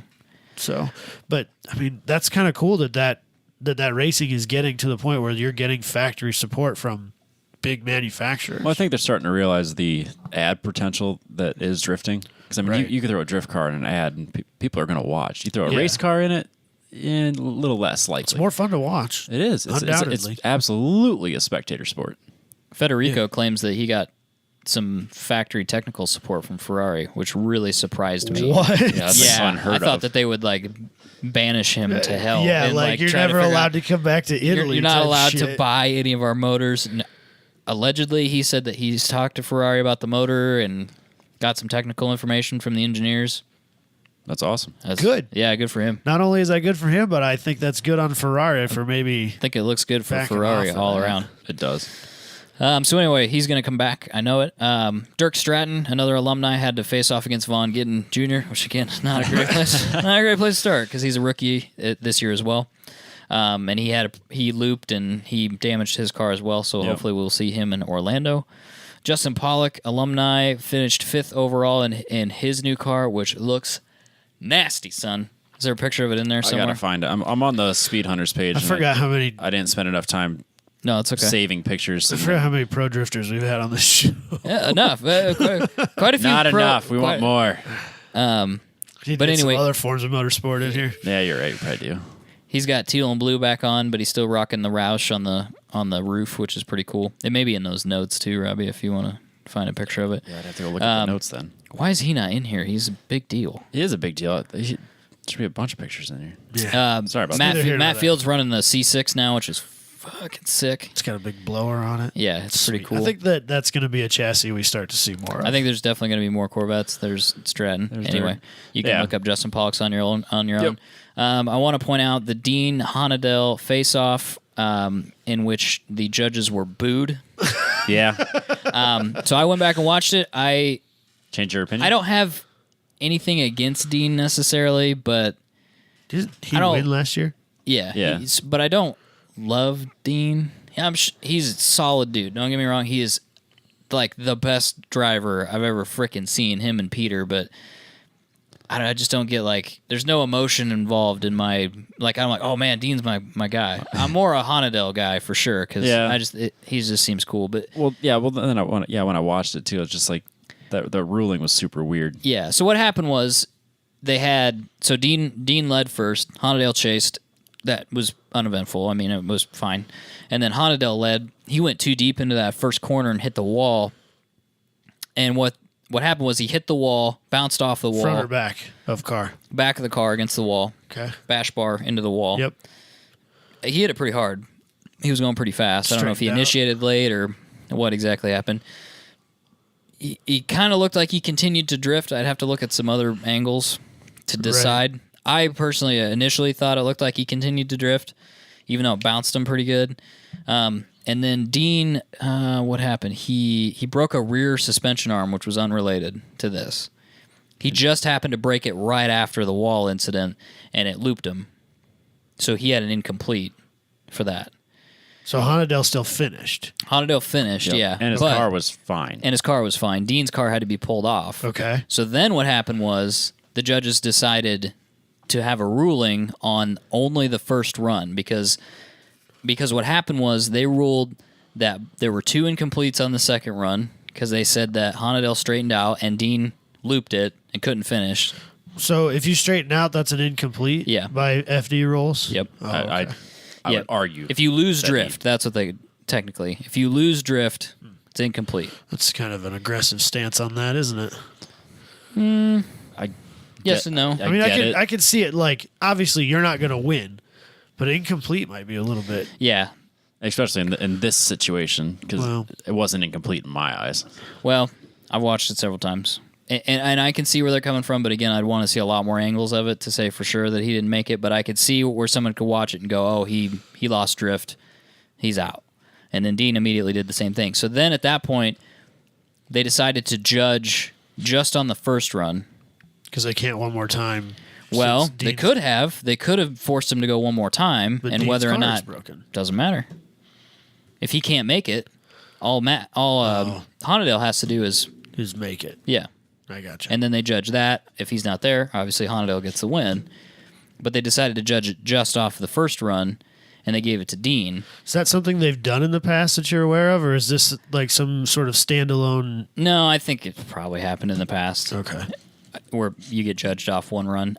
That's purely a guess because I haven't been that entrenched in this for very long. Right, but yeah. I could see the logic behind it 100%. It's just this scenario made it look really sketchy. But basically there was extensive booing from the crowd on that, and I totally understand why. I mean, they could have said one more time, Dean can't make it, too bad. Having not seen it and making the decision to instead call one more time, knowing that Dean will lose, Yep. they I decided to think judge I off had the a first video one. of that in there. Almost makes me feel like there's favoritism towards the champ. That's absolutely how it That's came the across. real issue. You know, that's what it Yeah. feels like having not watched it myself. That's the real issue, and Yeah. I think that's why people were upset. Yeah, then I was kind of like, then it gets to the next round, and Dean can't make it. So then we have a bye going into the finals. Jesus. So I'm sitting there going, you have a car that can run, that in Let my him eyes go. beat him. Let him go. Yeah. Well, so it's hard because so in drag racing, kind of not really applicable, but if this actually happened to my dad once, race starts, opponent red lights, dad blew the motor halfway down the track. Technically, both of them are done because the guy red lit. So he went and argued with the race officials. He never finished. I should advance. No, because you lost first. Since you red lit, your race was over. You lost first. Whatever happens after that is immaterial. So I can see both sides of it, but it does feel like there was some level of favoritism since they have the one more time option. Yeah. Right. The good news about that, though, Forrest Wang, great name. He got to advance. I always thought, like, for the longest time that was not really his name because it's so ridiculous. Yeah, it's pretty funny. In context. Yeah, but it's a great name. Yeah, it's not it as good is. as Willpower? Willpower, yeah, but it's Forrest Wang's up there. But because he had a bye, that meant that he podiumed, basically. Right. Or he He didn't have automatically competition. advances. So, which is great for him because he did not run last year. So his first race back, he comes in second. Asbo comes in first. Peter, he finished off the podium in third. Very interesting stuff. When this comes out, we will have been through it already, but there's the Long Beach Invitational, and then we go to Orlando. I watched all of it. Did you? I've never. boy. I can't believe I had the time, and I've never done it. But I watched everything that they offered on Saturday. I wanted to, but I don't. It takes all damn It day. does take all day.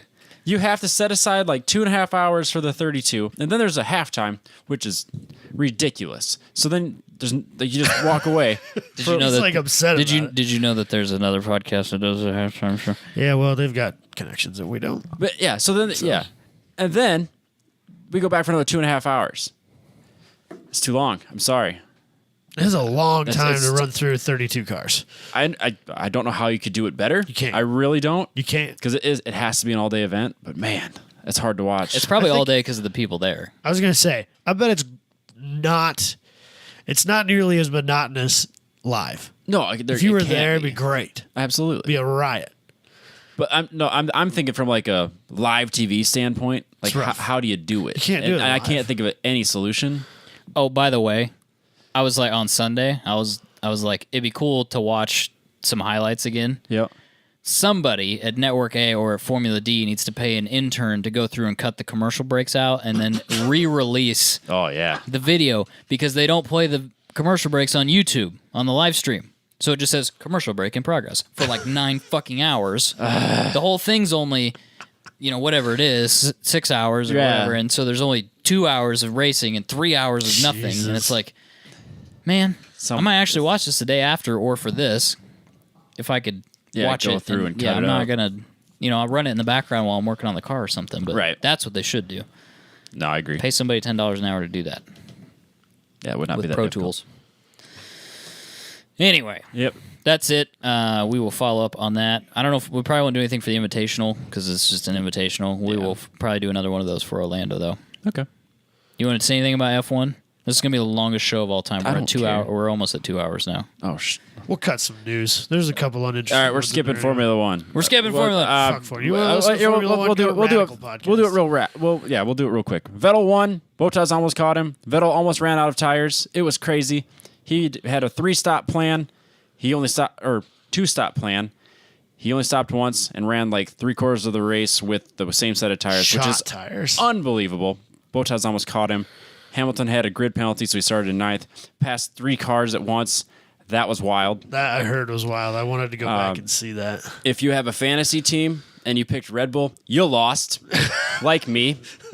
I'm kicking Robbie's ass in the fantasy league right now. Adam's doing surprisingly well. He's in there. like I'm third. Third.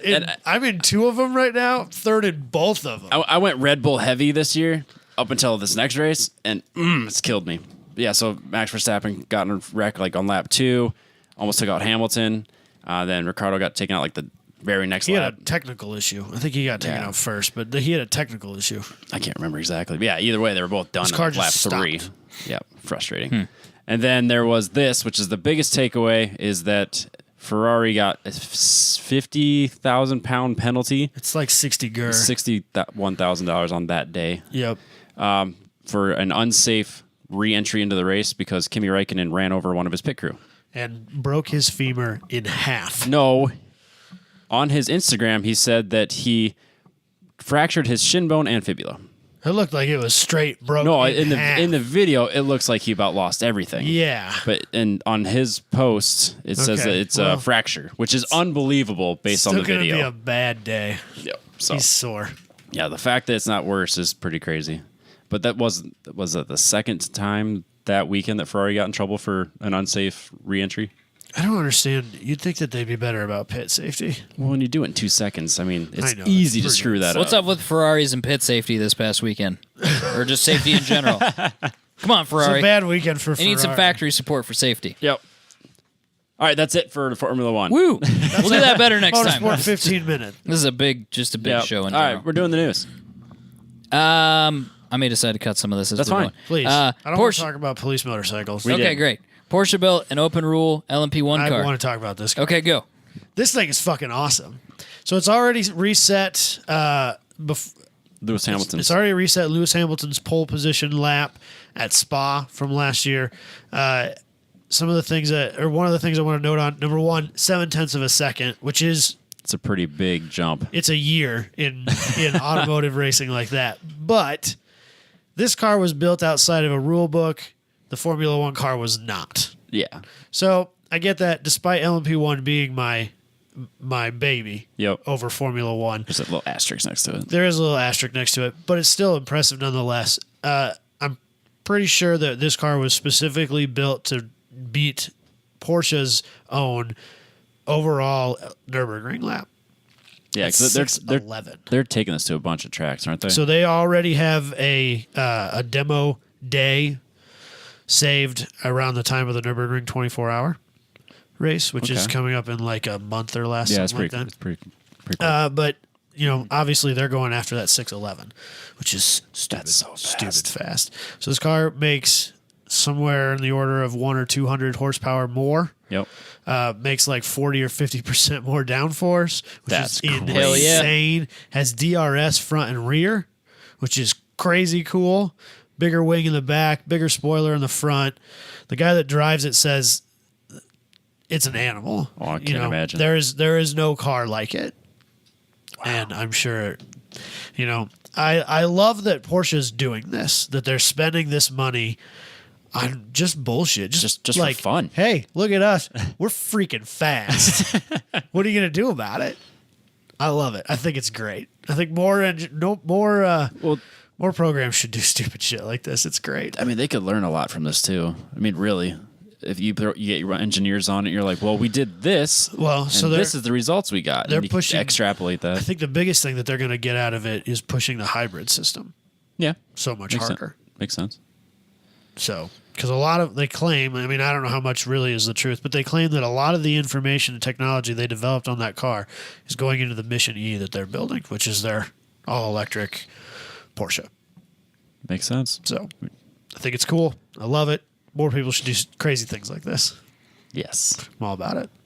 Kyle Busch is a hypocrite. I mean, Kyle Busch questions the young start of some drivers. Is it?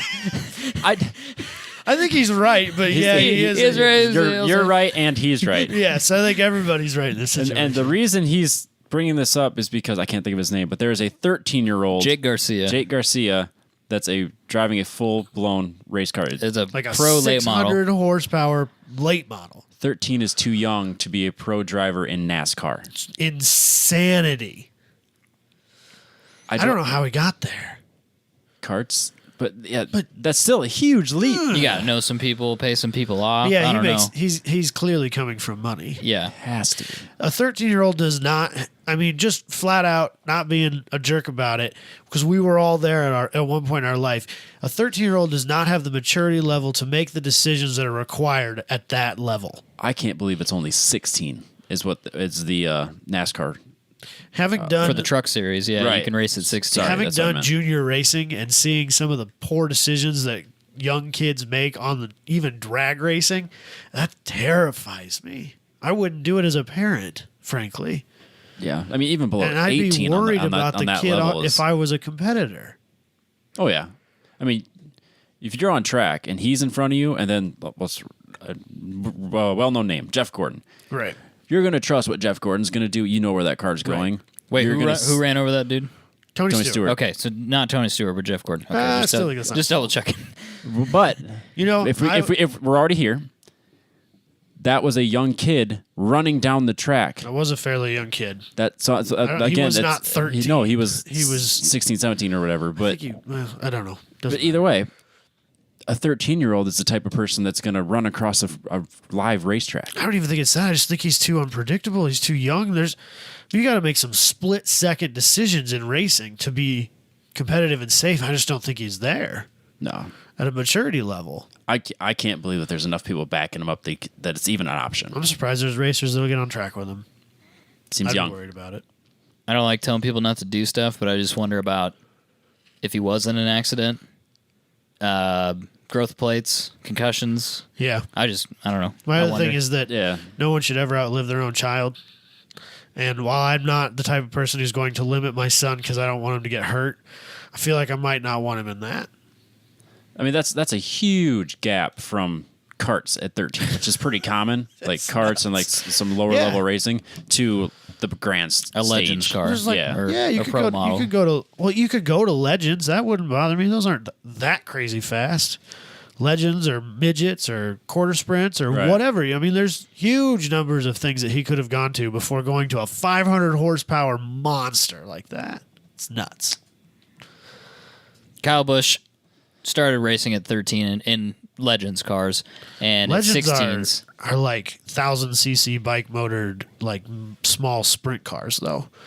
Well, yeah, no but at wings. 16 he went to Truck Series, And that's because full tilt. Yeah, Which that is was too young. Rush. Yeah, with 16 is still Roush. young in Yeah. my Because eyes. trucks are.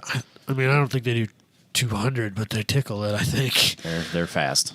I don't know why that rule is different. I think maybe it may have been changed. It was older and it actually went younger. Oh, really? Yeah. I thought it was the other way around. No, it went younger. Why? It went to 16. Unless I completely read that backwards. Oh, It went I to don't know. 16. I just know that it favored him for a while, but then he had to sit out to run in the car series. The car series is 18. Yeah. So right. he got really good and then had to wait until he turned 18 to go to the... Why didn't he stay in the truck series, though? I don't know. Oh, okay. That So was does- my question. Does it ever say like why he feels that this kid's too young? Common sense. Is that well? Yeah, I know. But does he give justification to his reasoning? I or don't does think so. just He say, kind "Ah, of. It sounded like maybe he spouted this out at a press conference or something. Yeah. And then when they're like, "Didn't you start at 13?" He was like, well, That was different. That was different. That was a long time ago. I didn't know. We were stupider back I then." don't think anybody actually knew that. And then yeah. Anyway, interesting. Yeah. Yeah. 2 studies show vehicles most likely to do over 200,000 miles. I just thought it was interesting that there's a large number of LS-powered vehicles on that list. I'm not Bourbons? surprised by that at all. Some bourbons.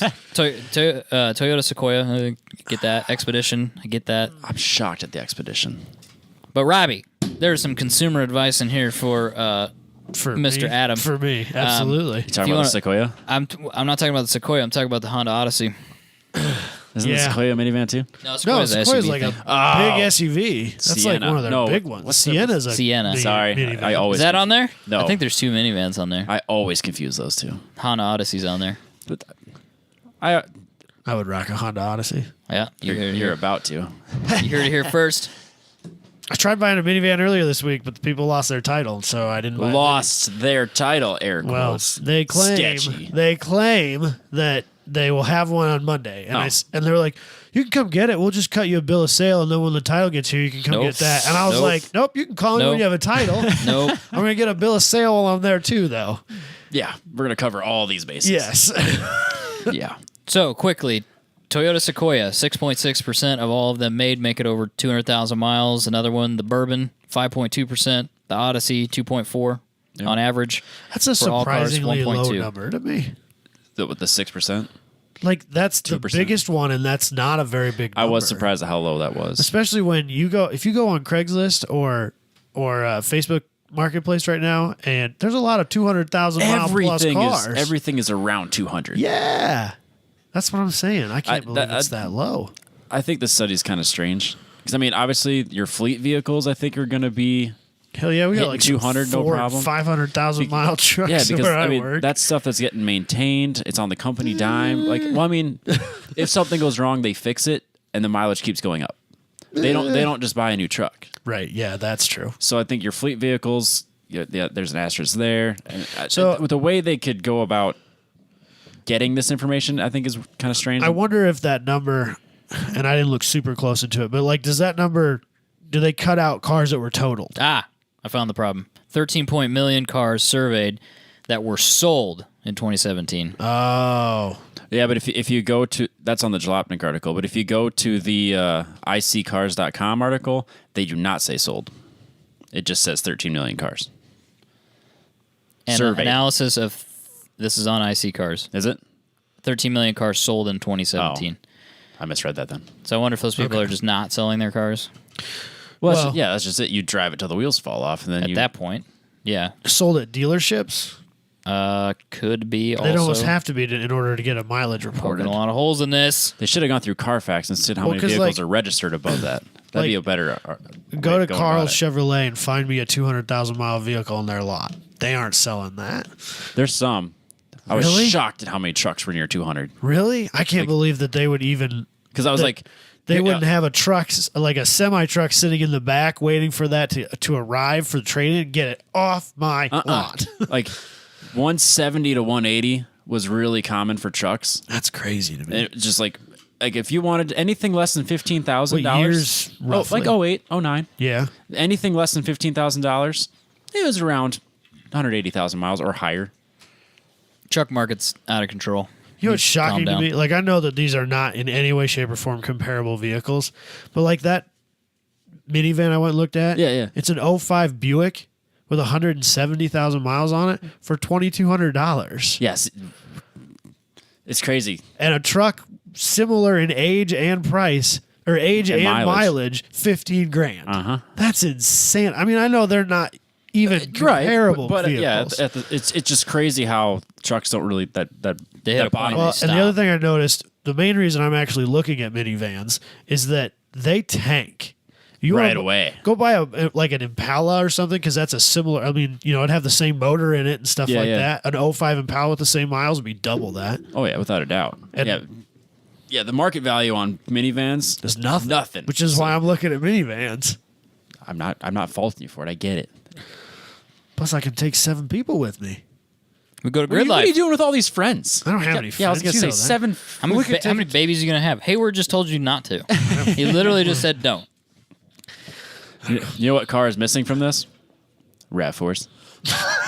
I drove that sucker to Surprised the 317,000. RAV4 is not on here. I'm surprised there's not more Toyotas. I was kind of surprised by that list in general. Yeah. Things Ford I Exped- wasn't surprised by: a decided lack of Volkswagen products. No shock there. Or Wasn't Audi. surprised by it. Well, No that's a Audis? Volkswagen product. Okay. Yep. A decided lack of BMW products. Yep. Not surprised by that either. Yeah. There were some obvious things that I wasn't surprised by, and some stuff that I was like, really interesting. Yeah. It was Now, if interesting you for wanted sure. me to fall out of my chair, have like a BMW. Passat. The Mercedes. The Mercedes S-Class was on this list. Yeah. And that blew me away. I'm like, That doesn't surprise me so much. Those S-Classes are nice, dude. Yeah. I actually knew a guy that had one that had, I think it was over 3 on it, nice. and it would looked new. Yeah. It's a different level of car building. Yeah. Yeah. Is that it? Should we wrap it up for the week?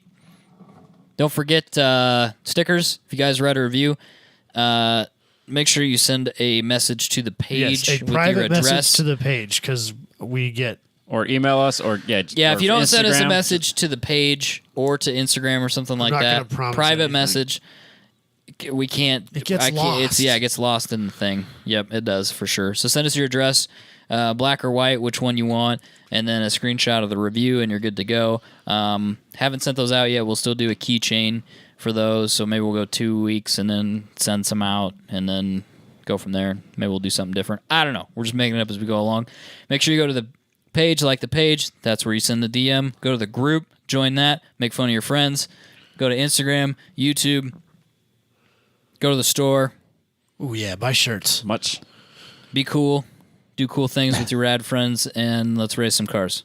It's a very motorsport episode. It's I'm kinda like excited. It's because on the topic. season, It's on man. topic. It's motorsport boy. season. It's time to start, even though it's going to snow again. And I hate the state. It sucks. It's snowing as you're listening to this episode. Yeah. All right, we'll catch you guys next week.